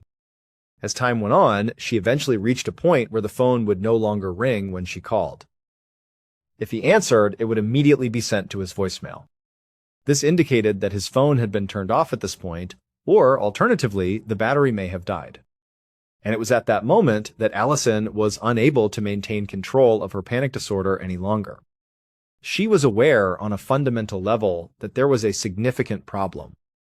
She had a hypothesis that it was connected to the job that her husband was doing at the time. She was unable to provide any evidence to support her claim, but she had the impression that something terrible had taken place. The remainder of that lengthy drive was spent by Allison making frantic phone calls to each and everyone she could think of. She made a phone call to Ray's place of employment. All of his pals were contacted by her. He was contacted by members of his family. She questioned each and every person to determine whether or not they had received a message from him, or whether or not they had called him the previous evening and said something that could have frightened him. In every case. She spoke to a number of people, but they all stated the same thing. They were unable to locate or communicate with Ray. After what seemed like an eternity, Allison was finally able to turn onto her neighborhood, and she felt a glimmer of hope. When she arrived at her home, she was hoping that Ray's car would be parked in the driveway, that Ray would be inside, and that he would have some strange narrative that would explain everything that had happened. Not at all. When she arrived, his automobile was nowhere to be found. No one was inside the house.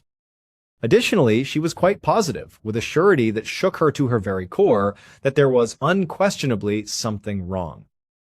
As a result, she made a complete about-face, got back into her vehicle, and proceeded to drive straight to the police station. Nevertheless, when Allison went to the police and reported that her husband was missing, it became almost immediately apparent to her that the authorities were not actually that concerned about the situation. They believed that Ray was an adult who had left the house of his own free will. This was their interpretation of the situation. On top of that, he hadn't even been absent for a complete 24 hours yet. Allison's report was taken down by the police, and they did, in fact, tell her that they would look for him, but she had the impression that they were not quite as concerned as she was. On the other hand, the friends and family of Allison and Ray were undoubtedly concerned. As the days progressed, they all made their way to Baltimore in order to show their support for Allison and to assist in the search for Ray. In their search for him or his vehicle, they traveled all over the city, but they were unable to find any trace of him or his vehicle anywhere they went. They made a call to all of the local hospitals and inquired about any John Does who could have been brought in, but none of the descriptions that were provided fit Ray. They also reviewed Ray's bank records, but they found that he had not used any of his credit or debit cards since he had vanished. Moreover, as the days went by, Allison continued to feel more and more hopeless because she had not received any fresh information or any updates from the authorities. After what seemed like an eternity, Ray finally began searching through her own home one afternoon, a few days after she had went missing for the first time. She was searching for any hint, any clue at all, that might provide her with information about where Ray had gone. After some time had passed, she made her way into the office where Ray had been working on his computer when Claudia had heard him yell and run out of the home. And there, on Ray's desk, she discovered something peculiar. This was in that room. I was looking at a piece of paper that had been folded up into a very, very small size. It had been taped to the back of his computer monitor, and it was wrapped in a piece of plastic before being attached to it. As a result, Allison gently pulled off the tape, opened up the container, and unfolded the paper using the appropriate technique. What she discovered was a letter that had been typed. The actual contents of the letter made absolutely no sense at all, despite the fact that it was addressed to, quote, brothers and sisters. In it, there was a mention to a secret club that was referred to as the Council. It discussed secrets and a game of some kind. Additionally, it included 3 different listings. Technologies such as Bluetooth and Wi-Fi were included on one of the lists. There was another list that contained a collection of movie titles that appeared to be utterly arbitrary. Not only did the third list contain the names of genuine people, but it also contained the names of famous people and members of Ray's own family and friends. Now, if a random person were to look at this note, they would probably have thought that it was very disjointed about itself. One could even consider it to be a probable sign of a severe mental disorder of some type. To Allison, however, it did not appear to be written in that manner.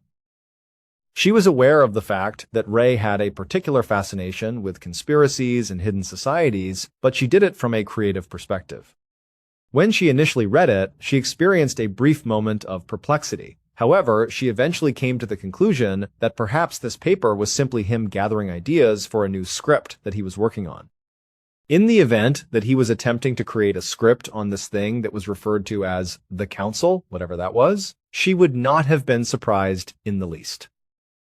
The manner in which the letter was printed, folded up to such a small size, and then taped to the back of the computer was something that brought Allison a great deal of astonishment. Simply put, it appeared to be so strange and so covert. When Allison arrived at the police station, she took the note with her and gave it to the officer who was in charge of Ray's case. It was received as evidence by the police, who also informed her that they would be in touch with her regarding the matter. However, they did not communicate with one another. However, despite the passage of several days, Ray did not appear and the authorities did not provide any new information. And as a result, Allison was completely at a loss for what else to do. However, on May 22nd, which is 6 days after Ray vanished, Allison received a phone call from her parents. At the time, she was at home listening to the news. They informed her that they had been searching the city for Ray and that they had discovered something when they were operating their vehicle. A few minutes later, Allison's vehicle slid into a parking lot in the central business district of Baltimore. She parked her vehicle in close proximity to the vehicle that belonged to her parents. The entire region was teeming with law enforcement personnel and people driving news vans. Allison had the ability to see what everyone else was looking at despite the hectic swarm of people that she was surrounded by. This was Ray's vehicle. As a result, Allison stepped out of her vehicle and ran to the nearest police officer, where she inquired about the situation's current state of affairs. After her parents had seen Ray's car, they informed her that they had reached out to the authorities to report the incident. Due to the fact that officers had arrived to conduct an investigation, they saw that Ray's vehicle had a parking ticket displayed on the windshield. It was evident from the ticket that the vehicle had been parked in this lot for a period of 6 days. Therefore, it had been present since the evening of the 16th of May. Since the same night that Ray had vanished, this indicated that his vehicle had been here in this particular lot right here in this very location. Ray's personal items, such as his phone and his money clip, were not found inside the vehicle, according to the officer who informed her of this fact. In addition, there was no evidence of a break-in, thus it did not appear as though they had been taken from the vehicle. Therefore, it seemed as though on the night that Ray vanished, he had driven here, parked in this lot, and gotten out of his vehicle. This was the initial impression that was given. However, following that, nobody was aware of what had transpired with him. Allison's terror and panic reached a whole new level the moment she made this revelation. Furthermore, it appeared to make both the authorities and the general public regard the disappearance of Ray with a great deal more seriousness. Suddenly, it seemed as though people from all across the city were searching for Ray throughout the entire city.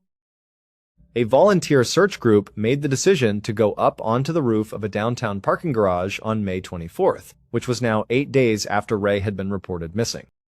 This was 2 days after the initial report of her disappearance.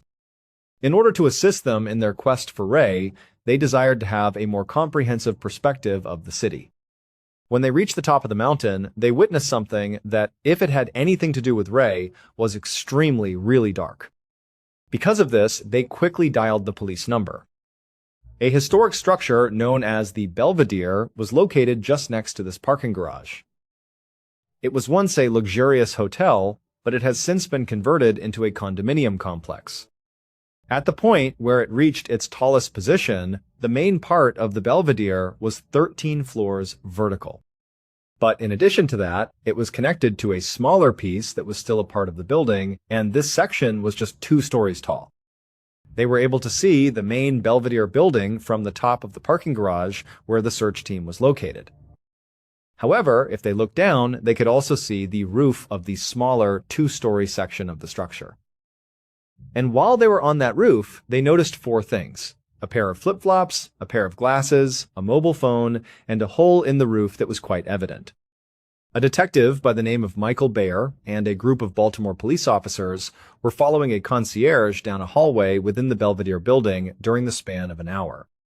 When Detective Bayer and his crew had initially arrived, they had spoken with the workers of the building about a hole that was located in the roof of that 2-story part. On the other hand, none of them had any idea what the police were explaining.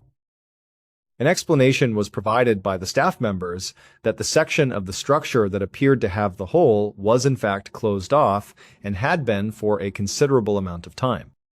It would appear that nobody, or at least not any member of the staff, had visited that particular location in the recent past. As a result, they were unable to determine whether or not there was a hole in that area. Nobody knew for sure, but there was a possibility. To add insult to injury, not a single member of the staff or resident had reported seeing or hearing anything out of the ordinary in the past week and a half. As a result, there was no evidence to suggest that any injury had been sustained anywhere within the structure. However, at this point, the concierge was directing Detective Bayer and his team around a number of meandering hallways and through a number of locked doors until they eventually arrived at the room that corresponded to the location of the hole in the roof. Additionally, as soon as the door to that room was unlocked by the concierge, Detective Bayer and his crew were confronted with a foul odor. Once inside, they went. One could tell that it had been a conference room in the past because it was a very large room that was completely empty.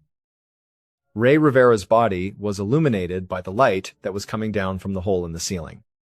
The light was shining right on her. Around Ray, who was laying on the floor with her face up, dried blood was all around her. He had a mutilated body there. Because of the severity of the break, the bones of one of his legs were protruding at strange angles.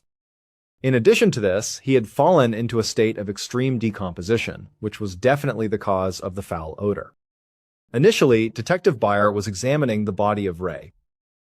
He then turned his attention to the hole in the roof, and he said to himself, okay, it is obvious that Ray fell through the roof and landed here. Using that method, he was able to enter this locked room.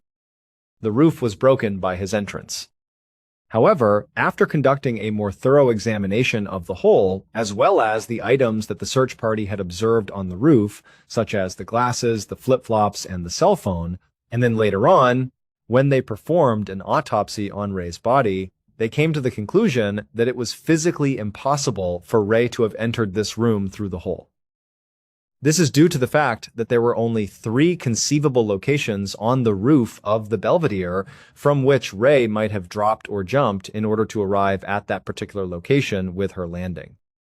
In addition, when you compared them to the evidence that the police had, none of them made any sense at all. There was a potential that Ray had either fallen or jumped from the very top of the main Belvedere building, which is 13 floors tall. This was the initial scenario. His shattered legs, broken skull, and broken ribs were among the catastrophic injuries that were discovered during the autopsy. It is certain that he would have died as a result of a fall from that height, which would have also caused the injuries that were discovered.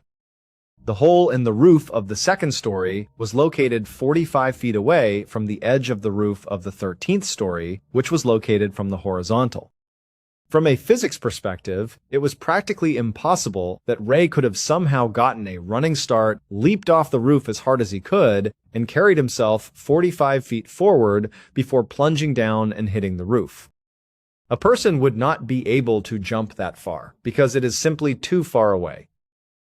The second hypothesis was that Ray had possibly fallen out of a decorative ledge that could be found on the 11th level of the Belvedere. This ledge was thin and looped around the exterior of the building.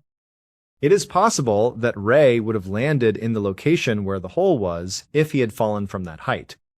On the other hand, it was not possible to reach that ledge without first passing through a condo or office that was privately owned and located on that floor. In order for Ray to enter one of those secret areas, she would have needed to be physically allowed to do so. On the other hand, no one in any part of the building had reported seeing him or having any kind of confrontation with him. There was also the possibility that Ray had jumped off the top of the parking garage where the search team had been present. This was the third scenario. The distance between them was close enough horizontally that if he had jumped, he would have been able to land in the same location as the hole. However, the very highest point of that parking garage was just around 20 feet over the roof of the Belvedere, which was located on the second floor. Even if a fall of 20 feet is definitely high enough to do substantial harm to your body, it is not a fall that is high enough to cause the severe injuries that were discovered on Ray's body. It was simply not a drop that was long enough. And then, to make this whole situation even stranger, when the police examined those items that were found on the roof next to the hole, they discovered that all of the items were not scattered around, as if he had blasted through the roof and everything had just flown off of him. This was the case with Ray's flip-flops, his glasses, and his cell phone. On the contrary, they appeared to be arranged in a manner that was somewhat planned, and were arranged in a nice manner on the roof, almost as if they had been set there on purpose. Additionally, neither Ray's spectacles nor his phone were in any way harmed in the incident. Therefore, it was only natural to wonder how something like this could have taken place. Simply put, what caused him to collapse in the first place? And even if you were able to determine the source of his fall, you would still be unable to explain how his personal items were able to be arranged so neatly on the roof without being damaged in any way. It simply did not make any sense at all. And as a result, the authorities were at a loss for what to make of all of this. Consequently, they refocused their attention on a completely new piece of evidence, which was the peculiar note that Allison had discovered affixed to the back of Ray's computer in their residence. In the hope that it would provide them with some information, they forwarded that memo to the FBI for examination. It did, in fact. When the FBI returned, they stated that based on the message, it was highly likely that Ray was suffering from mental illness and was going through some kind of psychotic episode at the time that he wrote it. Their statement was that this was not a screenplay. The fact that he was experiencing this was evidence that something was severely wrong in his head. It was a bit of a comfort for the police, even though this did not completely explain all of the questions that they had. It appeared to provide a general explanation of a scenario that was extremely convoluted and hard to understand. In essence, this was sufficient for the Baltimore Police Department to cease their investigation, despite the fact that they did not officially conclude the case. And they informed Ray's wife Allison and her family that Ray's death, as strange as it was, and even though they didn't really know how it happened, they did know that it was most likely a suicide. They also reported that they knew that Ray had committed himself. Allison, on the other hand, was not at all content with this specific answer. To begin, it did not provide an explanation to the fundamental question of where Ray had fallen from. That appeared to be a situation that needed to be resolved as soon as possible. Irrespective of the fact that she was totally certain that Ray had not committed suicide, she did not believe that he suffered from any form of mental illness. In Allison's perspective, her husband was murdered, and it was quite likely that his job was the reason for his death. In this very moment, he was acting as if he were some kind of investment genius, and he was sending out these tips into that email that she and he both knew were, in essence, fake. The subject of investing was completely foreign to him. There was a possibility that the subscribers might be taken advantage of in a significant way.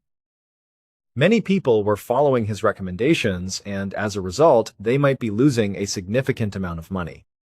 Consequently, it appeared to her that it was not out of the question that someone who was upset with him for the poor advice he had given had gone after him. Furthermore, in addition to the notion that this was not an act of self-harm, there was that peculiar phone call, which added to the notion that something negative had occurred to Ray from an external source. When he shouted, "Oh shit," and then raced out of the home, Claudia, their acquaintance, had overheard him speak on the phone. Claudia had overheard him take the call. Specifically, the police were able to track down the call in question. Stansbury and Associates, the investment business to which Ray was employed, was the source of the information. No matter how hard they tried, they were never able to determine who had phoned him or why they had called him in the first place. As soon as the investigators started asking questions at the company, Stansbury and Associates engaged attorneys and instructed all of its employees to keep quiet about what had occurred, not even to the police.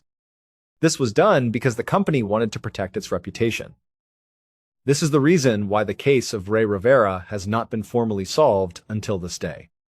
On the other hand, the individual who made that last phone call to Ray is still missing somewhere in the world.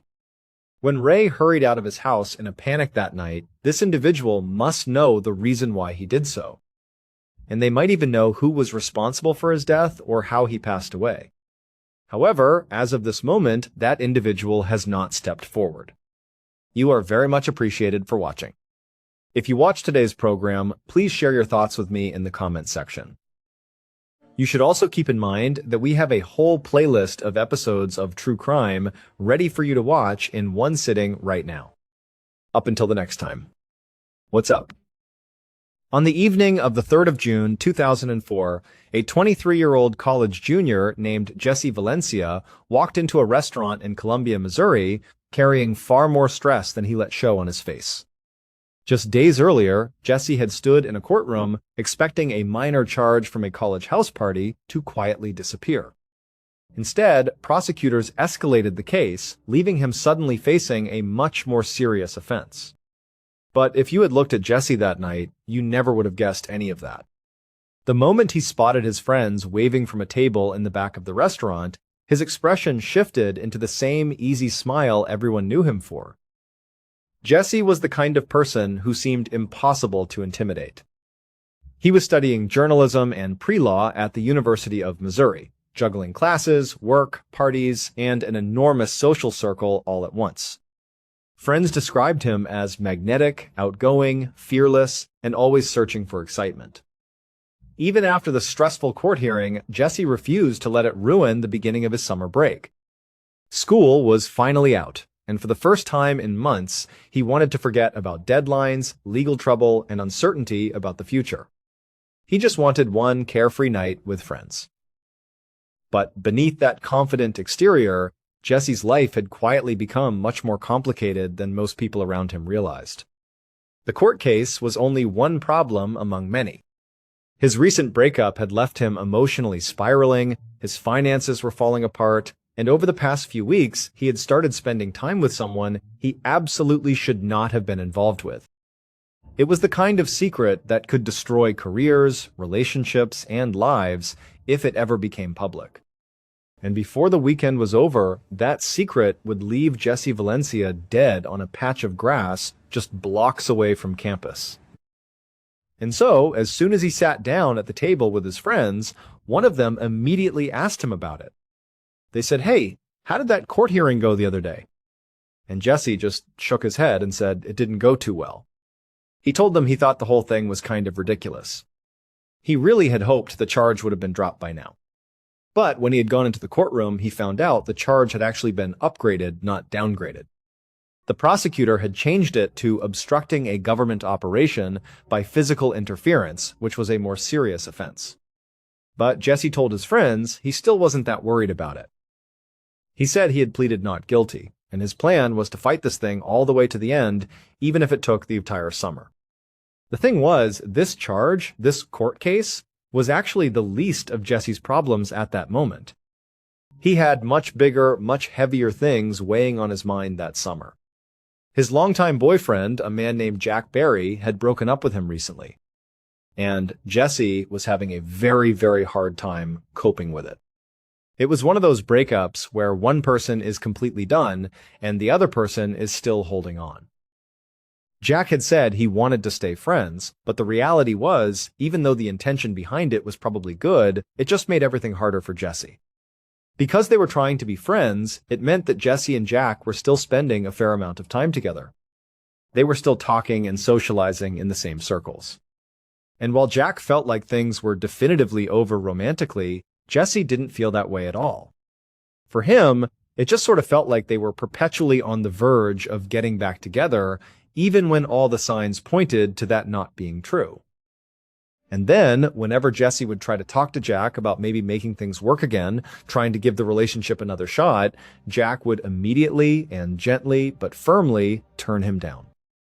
The whole situation was just a constant cycle of hope and rejection, and it was really taking a toll on him. So, without Jack in his life as a partner anymore, Jesse had become incredibly lonely. He had been trying to fill that void with random hookups. He was meeting guys online and sometimes inviting them back to the hotel where he worked as a night clerk. But for the most part, it was all very shallow. It didn't mean anything to him, and it wasn't what he was looking for. For a little while, Jesse had been having this secret affair with an older man, which had been exciting in a forbidden kind of way. But deep down, what Jesse really wanted was a real, committed relationship, something like what he thought he had had with Jack. And these random, fleeting encounters were just not cutting it. And so, at this point in his life, basically every time Jesse went out socially, no matter what he was doing or who he was with, he was always kind of on the hunt. He was always scanning the room, looking for somebody who could potentially have long-term relationship potential. And this night, this dinner with his friends, was no exception. That night, Jesse and his friends had a nice long dinner together. They talked and laughed, and when they were all done, they left the restaurant and walked a few blocks down the street to a popular gay dance club called the Sioux Club. Inside, the place was dark, the air was thick with energy, and the music was loud and thumping. As soon as they walked inside, Jesse immediately weaved his way through the crowd on the dance floor and made a beeline straight for the DJ booth. He leaned over and asked the DJ to play his favorite song, which was Billie Jean by Michael Jackson. The DJ just sort of rolled their eyes and gave a little sigh. Jesse knew the DJ was probably annoyed with him. He was a regular here, and he requested that exact same song every single time he came to this club. But Jesse had never let other people's opinions stop him from doing what he wanted. He didn't care if the DJ was annoyed. He just wanted to hear his song. After he had made his request, Jesse went over to the bar and ordered a drink. And while he was waiting for the bartender, he saw a young man standing all by himself at the other end of the bar. Once the bartender passed Jesse his drink, Jesse took a sip and then walked over to the man. He smiled and asked him if he wanted to dance. The man smiled back and said, "Sure." And so one dance turned into two, and then two turned into three. And pretty soon, the two of them had spent the whole night on the dance floor together. It was hard to hear each other over the loud music, but over the course of several dances and shouting into each other's ears, Jesse had learned that this man's name was Ed McDevitt, and he was in town training to be a chef. Jesse felt like Ed was a really nice, cool guy, and it seemed like they had an immediate and genuine connection. And so, when the club finally closed for the night, Jesse asked Ed if he wanted to come home with him. Ed said yes. After that, Jesse found his friend Jennifer and asked if she wouldn't mind giving them a ride back to his apartment. She said, of course. And so, shortly after that, the trio left the club.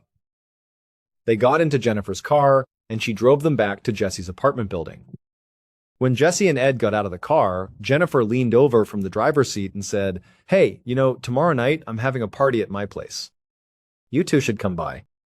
And Jesse, he turned to Ed and kind of winked at him and said, "Yeah, hopefully we'll both be there." And then Jennifer smiled and drove off into the night. After Jennifer was gone, Jesse walked Ed down the short flight of stairs to his very run-down basement apartment. And as soon as they went inside, Ed was confronted with this sea of books. There were stacks of history books all over the living room, on shelves, on the floor, on the coffee table. It turned out Jesse was really into ancient Greek history.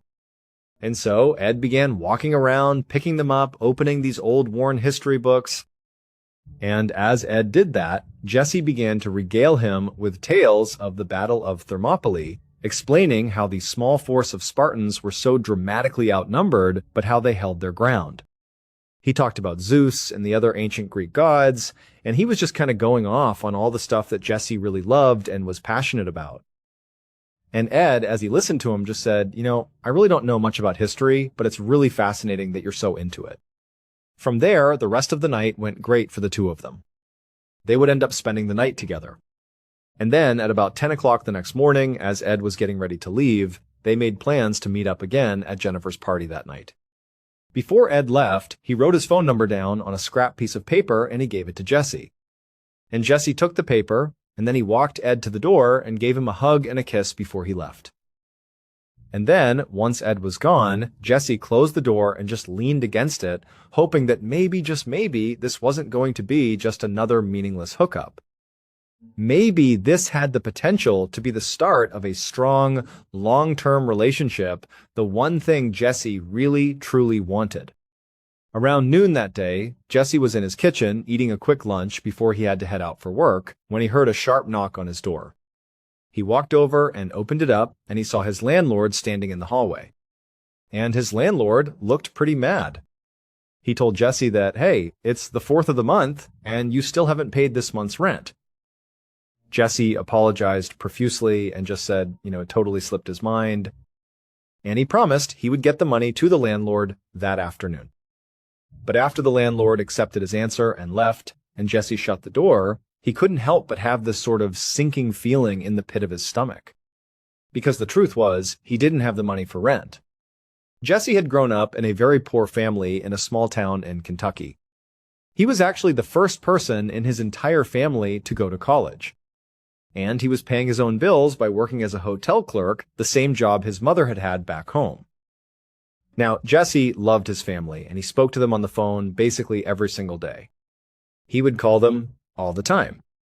But at the same time, he had always felt so trapped in his conservative, ultra-religious hometown. So he had left, and he had tried to sort of reinvent himself as someone new, the kind of person who could do anything and go anywhere. But even though he had done that, it would turn out that making real money was something that he just hadn't quite figured out how to do yet. Before Jesse left for work that afternoon, he scrounged up all the cash he could find in his apartment, but it still wasn't enough to make the full rent payment. He dropped the cash he did have in the landlord's mailbox anyway, along with a little note promising that he would get the rest of it together in a couple of weeks. Then he walked to his job at the campus inn and spent a pretty uneventful evening behind the front desk, just counting down the hours until the end of his shift. And as soon as the clock struck 11 p.m., he bolted out of the hotel and hurried home. He immediately changed his clothes and then headed right back out to Jennifer's party, where he was supposed to meet his new love interest, Ed McDevitt. However, when Jesse walked into that party, he scanned the crowd, but he didn't see Ed. He did a full lap around the apartment, checking every room, but he wasn't there. And so Jesse just grabbed a beer out of the fridge and started chatting with Jennifer while he waited, hoping Ed was just running late. But after a while, he checked his watch and realized that either Ed was running really, really late or he just wasn't coming at all. So trying to tell himself that it wasn't quite time to be disappointed yet, maybe there was a simple explanation for this, Jesse went outside to the porch and he called the phone number that Ed had written down on that piece of paper that morning. Now, this phone number was for a landline phone. And so, Jesse, he punched it in and he listened. It rang for a few beats, and then somebody picked up. It was a guy's voice, but it was not Ed. It was somebody whose name was Mark Butler. And, Jesse had never heard of this guy. And he asked, where's Ed? And Mark explained that he was Ed's roommate. And that actually, Ed was asleep right now. He had to work early in the morning, and so he had decided not to go to Jennifer's party. He just wanted to get some sleep. Now, as Mark was telling him this, Jesse was trying to make sense of the situation. Like, okay, is Mark Ed's boyfriend or something? Are they together? Or are they really just roommates? And also, Jesse couldn't help but feel like Mark clearly did not want to be talking to him right now. It was pretty obvious from his tone that he was trying to just get off the phone as quickly as possible. But Jesse was not ready to just give up. He really wanted to see Ed. And so he told Mark, well, hold on a minute. Can you please just go wake him up? I really need to talk to him. And at first, Mark was like, no, he's asleep. He has to work in the morning. Like, he does not want me waking him up. But Jesse was relentless. He just kept pushing, begging Mark to please, just for a second, put Ed on the phone. And eventually, after what felt like a long time, Mark relented with a heavy sigh. About a minute later, a very groggy-sounding Ed hopped on the phone. And as soon as Jesse heard his voice, he was so excited. He basically launched into this big pitch, telling Ed all the reasons why he should not go to bed and why he should come out to this party, and that he really, really wanted to see him again. And also, he added, hey, bring your friend Mark too. That was fine with him. Now, it's not really clear if Ed was all that excited about this idea, but he would eventually say, fine, I'll come out and meet you, and I will bring Mark. When they got there, Mark would only stay at Jennifer's party for a little while before he headed out on his own. But Ed and Jesse, they would stick around until about 2 a.m., and then, at that point, they would leave Jennifer's house and go to another party that was happening right across the street. At around 3 a.m., though, Ed said he really did have to get going. It was so late, and he had to get up for work in the morning. Like, he really had to go this time. And so, at this point, Jesse understood that this was reasonable. And so he walked him out to the sidewalk, and then he asked him, hey, do you want to come over to my place? But Ed said, no, really. I have to get home. I have to go to bed. However, before Ed did finally leave, the two of them would make plans to see each other again in just a couple of days. After Ed had taken off, Jesse wandered back across the street to say goodbye to Jennifer. And then, after that, he began making the short walk back to his own apartment. And as he was walking through the quiet, dark streets, he began to think that he really didn't want to go home alone. If Ed didn't want to come over, well, he was going to find somebody else who would. And so his first thought was to call his ex, Jack. So Jesse pulled out his phone and called Jack a few times. And when Jack did not pick up, which after all, it's 3 o'clock in the morning and they are no longer in a relationship, it's sort of reasonable that he wouldn't answer, but Jesse still wanted to see him. And so he walked a few blocks out of his way to make an actual stop at Jack's apartment building. Jesse went right up to the front door and he banged on it, but nobody came to the door. Jack didn't answer. At this point, standing on Jack's dark doorstep, Jesse began to wonder if maybe Jack was out with somebody else right now. And he suddenly felt this sharp pang of jealousy. Or worse, maybe Jack was in there, and he knew that Jesse was outside, but he just didn't want to see him and was intentionally ignoring him. After a couple of minutes of standing there and knocking a few more times and still not hearing anything from inside, Jesse finally gave up. He stumbled back towards his own apartment, drunk and lonely and feeling a bit heartbroken. Jesse finally stepped foot inside his apartment and shut the door behind him at about 3:45 a.m. However, right after he had gotten undressed and flopped down onto his bed, he heard a knock at his front door. At 2 p.m. the following day, which was Saturday, the 5th of June, 2004, a college student walked out of an apartment just down the street from Jesse's building. He was carrying a backpack and a cooler. His friends had just pulled up in the parking lot, and they were all about to head out for a weekend trip to St. Louis. But while he was loading his stuff into the trunk of the car, he noticed somebody lying in the grass nearby, wearing nothing but a pair of running shorts. Now, at first, he just assumed, this was probably just somebody who had passed out drunk from a crazy Friday night party, which sort of happened all the time in a college town like Columbia. But when he took a few steps closer just to be sure this person was okay, he saw flies buzzing around their body. About 30 minutes later, Columbia Police Detective John Short felt his pager go off. He unclipped it from his belt loop, and he saw there was a message from his boss's phone number that just read 911. Detective Short called his boss right away, and he was given the address for a crime scene just off the University of Missouri campus. Short drove there, parked his car on the curb, and then he walked over to the yellow tape that was keeping a growing crowd of worried neighbors away from the scene. Another detective, Tim Geiger, waved to Short and led him over to the patch of grass where the victim was lying. There was a young man, sprawled out on his back, and he was wearing a pair of light blue running shorts. He had no shoes, no socks, and no shirt. And stretched across his throat was this very deep, very clean gash. The medical examiner was already there, and she was crouched down next to the body. She looked up at Detective Short and told him that a few things were already standing out to her. She pointed to the bruises that were all over the victim's face, on their arms, and across their torso. But then, when she carefully lifted the victim's hands, she showed Short that there were no defensive wounds on them at all. She told him that that was pretty unusual for a knife attack. Usually, victims would get their hands up, trying to defend themselves, and as a result, they would get their hands and arms cut up in the process. She also pointed out that the blood had run down both sides of the victim's neck and had pooled in the grass under his body, but there was no blood at all on the front of his body. This meant he was probably already lying down right there in the grass when his throat actually got cut. Finally, the medical examiner gently pulled back the victim's eyelids and showed Detective Short the tiny hemorrhages in his eyes, which they both knew was typically a sign of strangulation. And so, putting all these pieces together, Short theorized that, the victim's killer had likely choked him out first, rendering him unconscious, and then had laid him out on the grass. And then, they had slit his throat while he was laying there, helpless and unable to defend himself.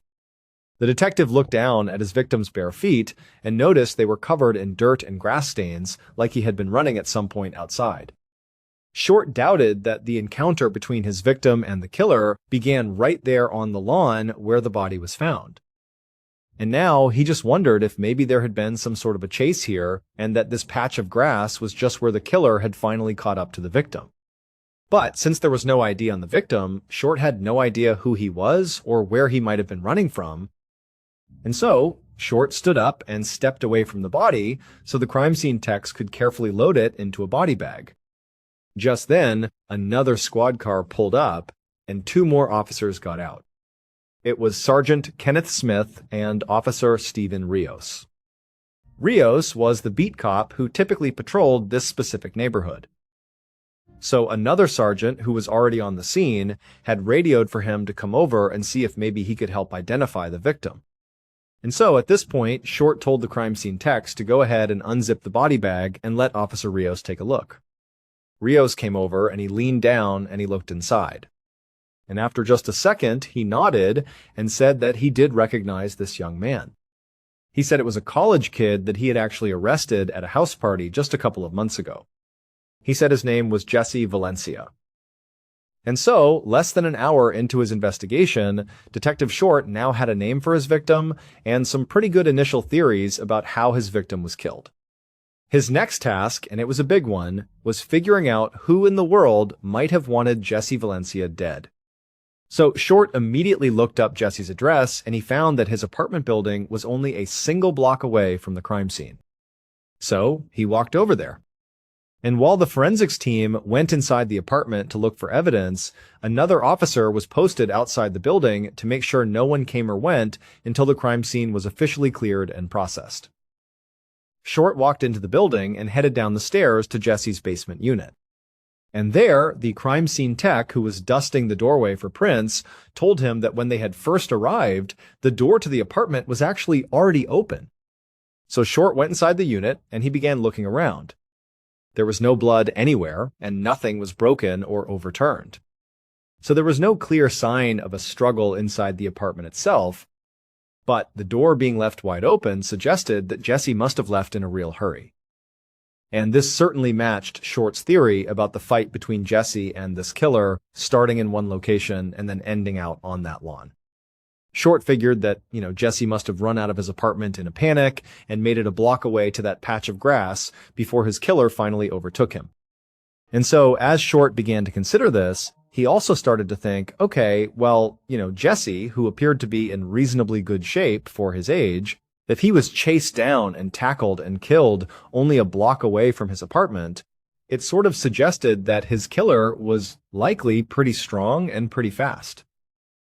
So he was probably looking for somebody who was in relatively good physical shape. That's the killer. At least that's the profile he was starting to develop in his mind. And also, the way that Jesse was actually killed, having his throat cut open so violently, it just seemed incredibly personal. Which suggested that whoever killed Jesse was likely somebody that Jesse actually knew. And so, with that in mind, Short finished a sweep of Jesse's apartment, and then he asked a crime scene tech to prioritize getting access to the cell phone and the computer that he saw sitting on Jesse's desk. Then he walked out of the apartment and across the hall to the door of Jesse's closest neighbor, and he knocked. A moment later, a very confused-looking young man poked his head out and asked Short what was going on. Short told him that he was investigating a murder, and he wanted to ask him a few questions. The young man at first just seemed totally shocked and appalled to be hearing this.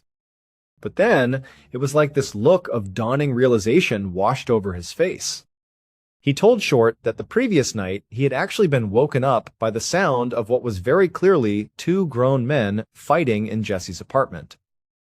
And one of those men was definitely Jesse, because this neighbor heard Jesse clearly saying over and over again, "No," and "Stop it," to this other man. Now, the neighbor kind of sheepishly admitted that, he didn't actually do anything about this at the time. He actually just kind of banged on his own wall and yelled, "Hey, stop it over there." And then shortly after that, the noise had stopped and the neighbor had kind of forgotten all about it and had gone back to sleep, not realizing that what he was likely hearing was the beginning of Jesse's murder. The neighbor told Short that when he had woken up that afternoon, he had actually gone across the hall to apologize to Jesse for being so rude the night before by yelling through the wall. But the neighbor said he found Jesse's door was wide open. And he didn't look inside, he felt like that was kind of rude. But what he thought was, okay, maybe Jesse was so drunk the night before, that was part of the reason that he must have been having this fight. And so perhaps he was so drunk, he just forgot to close the door on his way out or on his way to bed. The neighbor said he did try knocking on the open door a couple of times, but Jesse never came to the door. And so the neighbor just kind of left it at that and went about his business. And so after hearing this, Detective Short asked this neighbor if he had any idea who the other man was that Jesse was fighting with. But the neighbor said he didn't. Jesse, for the most part, kept to himself, and really, the neighbor didn't know Jesse well at all. So, he had no idea who this other person could have been. After that, Short thanked the neighbor for the information. Then, he turned around and headed back inside of Jesse's apartment. And so, at this point, Short was convinced that, based on the neighbor's testimony, that whatever fight led to Jesse's death likely did begin inside Jesse's apartment. And so now Short just had to figure out who were the people that could have potentially been inside of Jesse's apartment so late at night like that. Was this somebody who was a friend, a love interest? Was Jesse trying to kick them out and it sparked a fight? He didn't know. But who were the people in Jesse's life that could have been there late at night? That's what he had to figure out. And luckily, at that very moment, one of the crime scene techs had Jesse's cell phone, and he was holding it up in the air like he had found something important. Now, they wouldn't be able to do a full phone dump until they got it back to the station, and they hadn't even touched the laptop yet. But they had gotten access to Jesse's call logs. And the tech told Short that there was something in there that he would definitely want to see. Because the last time Jesse used his cell phone, according to this log, it was to call somebody named Jack Barry. 7 times. Between 3 a.m. and 3:18 a.m. that morning.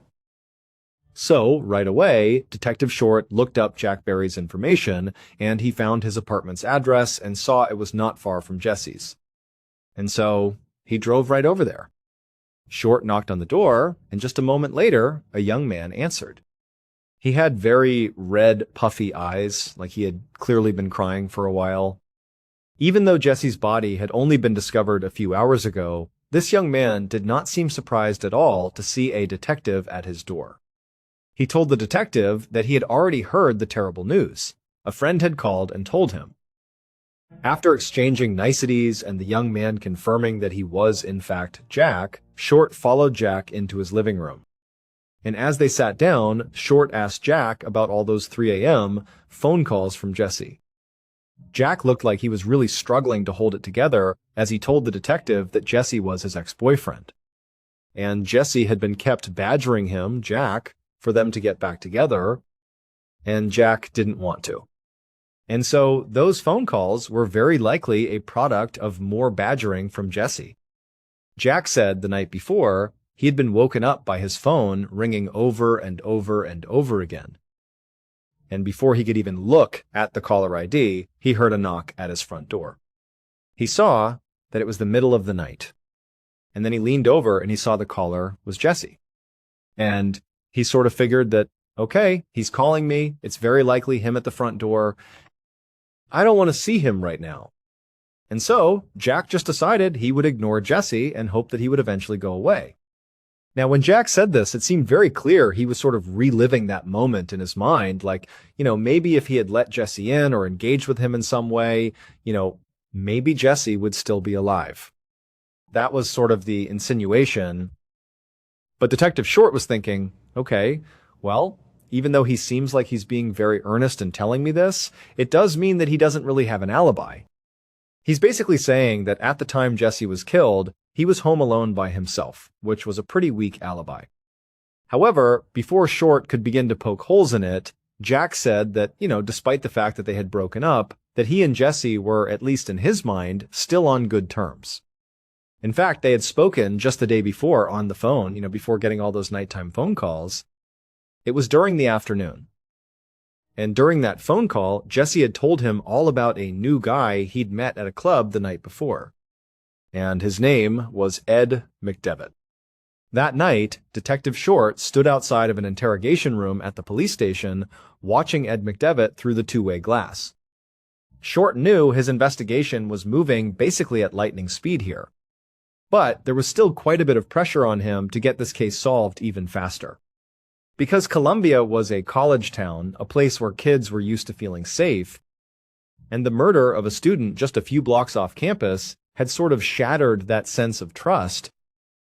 And so, students and parents and the staff of the university, they really wanted Short to get this thing done quickly.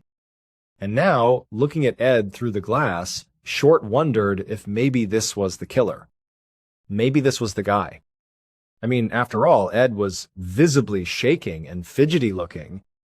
I mean, he seemed sort of like an emotional wreck, which could mean, of course, that he was just upset because he was connected to the murder victim. That's a traumatic thing to go through. Or it could mean he was hiding something, and now he was about to be interrogated by the police, something that would certainly cause a big emotional reaction. Eventually, Short went inside and sat down across the table, and he asked Ed to explain exactly what he had done the night before. And Ed, in a very nervous, shaky voice, told the detective that he and his roommate, a guy named Mark Butler, had met Jesse at a party a little after 11 p.m. He said he ultimately went back home again around 3 a.m., leaving Jesse on the sidewalk, still very much alive and well. Ed said his roommate Mark had actually seen him return to their apartment at 3 a.m. And Ed said when he went inside, he went straight to bed, and then he had gotten up early for work. Ed said he was at work when he got the call from police telling him that Jesse had been found dead. Detective Short listened to Ed's story, and he asked a few follow-up questions. And then he also took a DNA sample from Ed. And then after that, he told Ed that he was also going to get a warrant to search Ed's home. Ed was already such a wreck that, when Short told him about this search of his home, Ed didn't even really react. However, when Short left the interview room, despite feeling pretty confident that Ed could absolutely be a suspect, he also went and, followed procedure, and he looked up Ed's roommate, Mark Butler.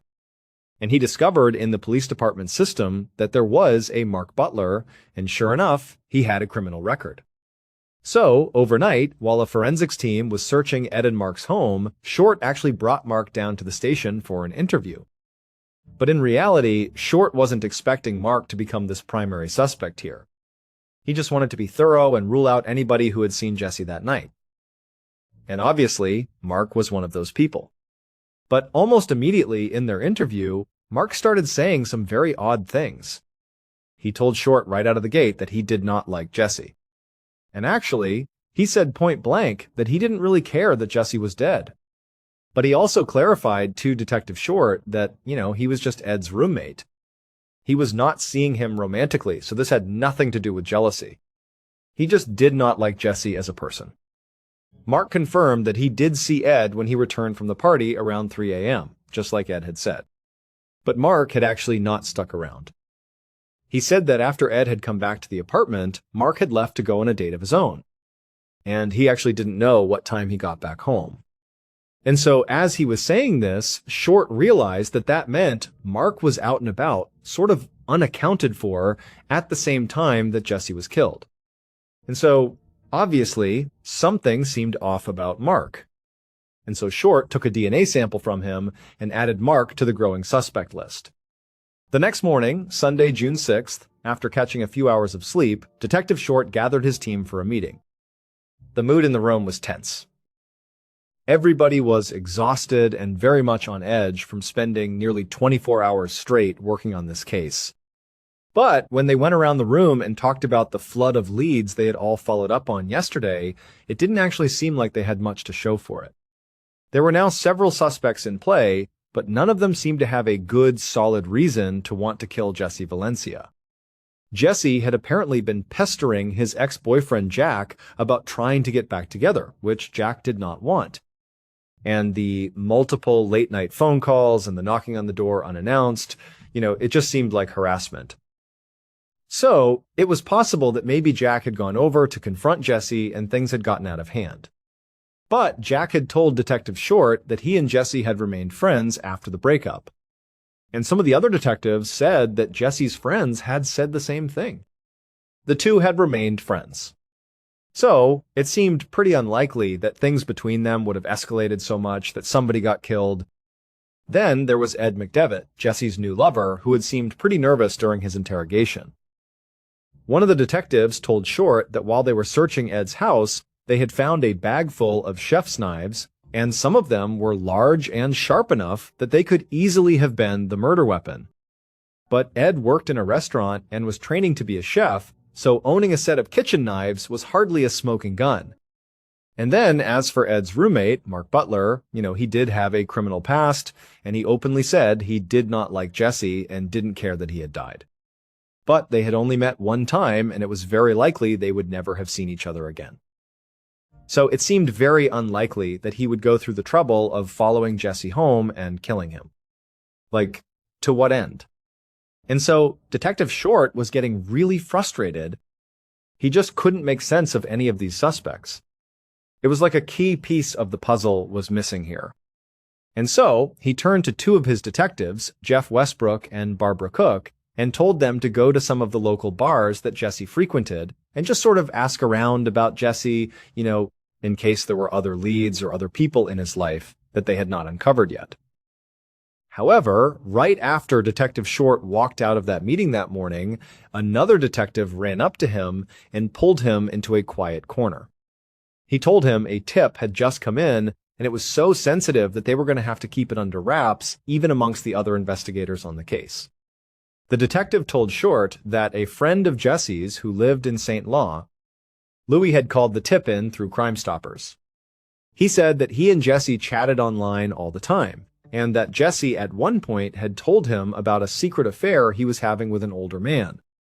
And this older man was actually an officer in the Columbia Police Department. Later that day, so this is Sunday, the 6th of June, 2004, 2 days after Jesse was killed, Detective Short sat at his desk, flipping through printouts of all these online chat logs. And these logs showed conversations between Jesse and the friend of his who had called in the tip that Jesse was having this affair with an officer from Short's own police department. In the chats, Jesse wrote all about this relationship. Jesse had seemed to find it pretty exciting at first, having this police officer come by in uniform and carrying on these secret meetups in the middle of the night. But recently, Jesse had begun to suspect that this police officer was married, and this had made Jesse furious. He had told this friend in the chat log that he wasn't going to be someone's other woman. However, to Short's immense frustration, Jesse never actually named the officer that he was having this affair with. He only ever referred to him as Columbia's finest. And so, whoever this mystery cop was, Detective Short thought they were now the most likely suspect. Because unlike Jesse's other lovers, this officer had something very significant to lose if this relationship went south. If Jesse told anybody about this affair, well, the police officer's career could be on the line because they were clearly carrying on this totally illicit affair while they were on duty. That's not okay. And also, they were using their position and power potentially to actually land this relationship. And then on top of that, the police officer's marriage would likely be destroyed. But Short also knew that he had to move very, very carefully here. Because now he was investigating his own department, which meant that the killer could literally be in the room with him at any time. And so, as he walked through the office to refill his coffee, Short found himself scanning the face of every single officer he passed. And he realized there wasn't a single person here that he could actually trust. Short brought all the files on Jesse's case into his office, and then he told his secretary to find him a complete roster of the department's entire staff. Then he locked the door, sat down at his desk, and he pulled out the records on Jesse's friends who had been interviewed already. And he went down the list himself, calling each and every one of them to dig for more information about this supposed officer. Quite a few of them said that Jesse had, in fact, told them about this cop he was sleeping with, and one of them remembered Jesse referring to this officer as just Anderson. And so, when Short's secretary came back with the staff roster, Short began looking through it. And he discovered that out of the 200-plus officers in the entire department, there were only 2 officers that had the last name, Anderson, Brad Anderson, and Ted Anderson. And so the next logical step was trying to figure out if either one of them had a connection to Jesse Valencia. And so, Short pulled out the records from Jesse's arrest at that house party back in April. And as he flipped through the report, he realized that Brad Anderson was one of the 3 officers who had responded to that party. The pieces fit together perfectly. Jesse and Brad Anderson, the police officer, would have met around the same time that Jesse began messaging his friend in St. Louis about this secret affair with a cop. And so at this point, Short felt like he had just found his killer. So he grabbed a manila folder off his desk, stepped out of his office, locking the door behind him. Then he did a lap around the whole station, and eventually he spotted Brad Anderson in the locker room, chatting with a few other officers as he put on his uniform for his shift. Now, Short wanted to be very careful here because if Brad Anderson was the killer, he certainly didn't want him to realize he was under suspicion right now. So, Short waited in the hallway until Brad walked out of the locker room, and then, as casually as possible, Short caught up with him and pulled him aside. Short opened up the manila folder he had brought with him, and he showed Brad a photo of Jesse Valencia, asking if he recognized him. And Brad squinted at the photo for a second, and then after thinking, he said, "Yeah, that's the kid I arrested at a party a few months ago." Short asked Brad if he had seen Jesse at all since the arrest, and Brad nodded and said, "Yeah." He said that about a month ago, Jesse had called in a noise complaint, and Brad had been the one sent out to check on it. But by the time Brad got there, the noise had stopped, so he was only there for a couple of minutes before leaving. And that was it. To Short, nothing about Brad's demeanor seemed nervous or suspicious. In fact, it really seemed like he didn't have any clue why the detective was asking him about Jesse Valencia. So, if he was the killer, it seemed like he was going to be very hard to crack. Short was about to let Brad go and just wait to talk to him once he had more evidence. But just then, Brad's partner, Officer Rios, walked by. And when he walked by, he looked over and he saw the manila folder with Jesse Valencia's photo inside of it that Short was showing Brad Anderson. And Rios, without even thinking, made this comment under his breath that was clearly directed at his partner. It was like this really in bad taste comment where he said, "Oh, looks like your gay lover's dead." When Short heard this, he practically sprinted back to his office. Brad Anderson had sort of shrugged off the comment made by Rios about Jesse being his gay lover. But Short felt like what Rios said was a pretty big deal.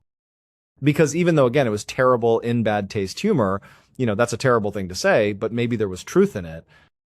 Maybe Rios knew that Brad Anderson was seeing Jesse Valencia. Maybe they really were in a relationship. Now, in the moment, Short did not aggressively follow up on that comment and demand to know if Brad had actually been in a relationship with Jesse before he died. Instead, all three of them just kind of went their separate ways. And Short, he hustled back to his office. And when he was in his office, right as he sat down, there was a knock on the door. And when the door opened, it was Short's secretary. And she told him there was someone who had been waiting to see him. And then she led in this very nervous-looking young man who introduced himself as Jesse's friend. And he said his name was Andy Schermerhorn.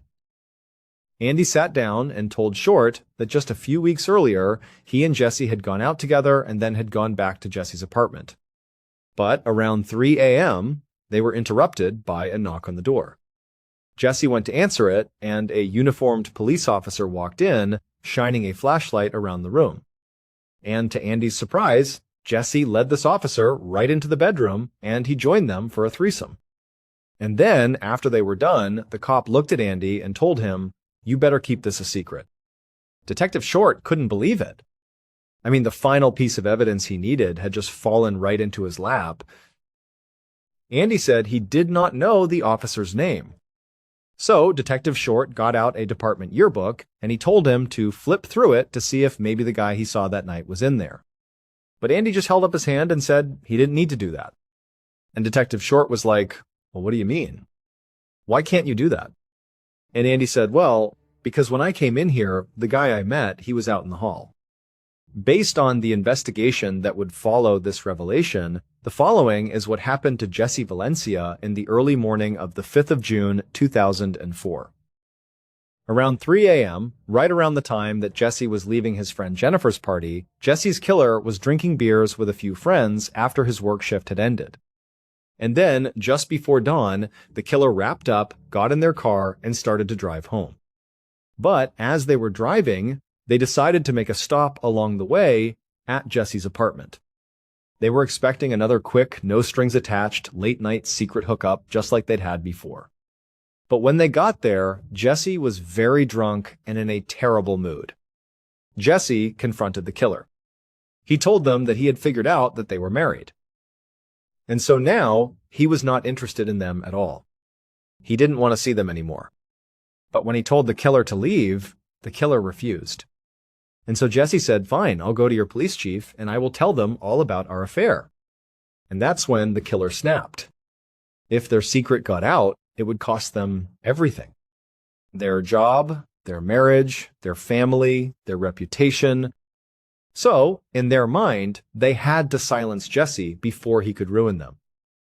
Jesse tried to run, but he only made it about a block before the killer caught up with him, wrapped a powerful arm around his neck, and put him in a vicious chokehold until his body went limp. And then, the killer laid Jesse's unconscious body out on the grass, took out a pocket knife, and brutally slashed his throat.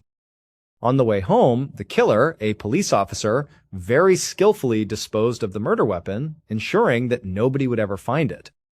Because they knew that the knife was the only piece of hard evidence that could ever link them directly to the murder. After that, they made their way back home, parked in the driveway, and as they were walking up to their front door, they looked up and saw their wife in the kitchen window, preparing a bottle for their baby son. And then, just before going inside, the killer unpinned the name tag from their uniform that said Anderson, and they swapped it for another name tag that they had hidden in their glove box. And this name tag was the killer's real name, Officer Stephen Rios. Rios was Brad Anderson's partner. He was the one who had identified Jesse's body at the crime scene and made that awful, revealing comment about Brad Anderson's gay lover. It's believed that Officer Rios was lying to Jesse about his name from the very beginning. And in fact, he had actually stolen the name tag not of Brad Anderson, but of the other Anderson in the department, Ted Anderson. He was using that officer's name tag and parading around like he was him whenever he was with Jesse, a calculated deception to protect his true identity. Stephen Rios was arrested, and in May of 2005, almost a year after Jesse's murder, he was found guilty of first-degree murder. But after an appeal, he was granted a new trial, and the charge was reduced to second-degree murder. However, he was still found guilty and was sentenced to life in prison. Jesse Valencia thought he was beginning a new chapter of his life that summer. Instead, within just 48 hours, he became the center of one of the most disturbing murder cases Columbia, Missouri had ever seen. Thank you so much for watching. If today's case stayed with you, let me know in the comments below. And if you'd like to watch more true crime stories, check out the playlist linked on screen now. Until next time.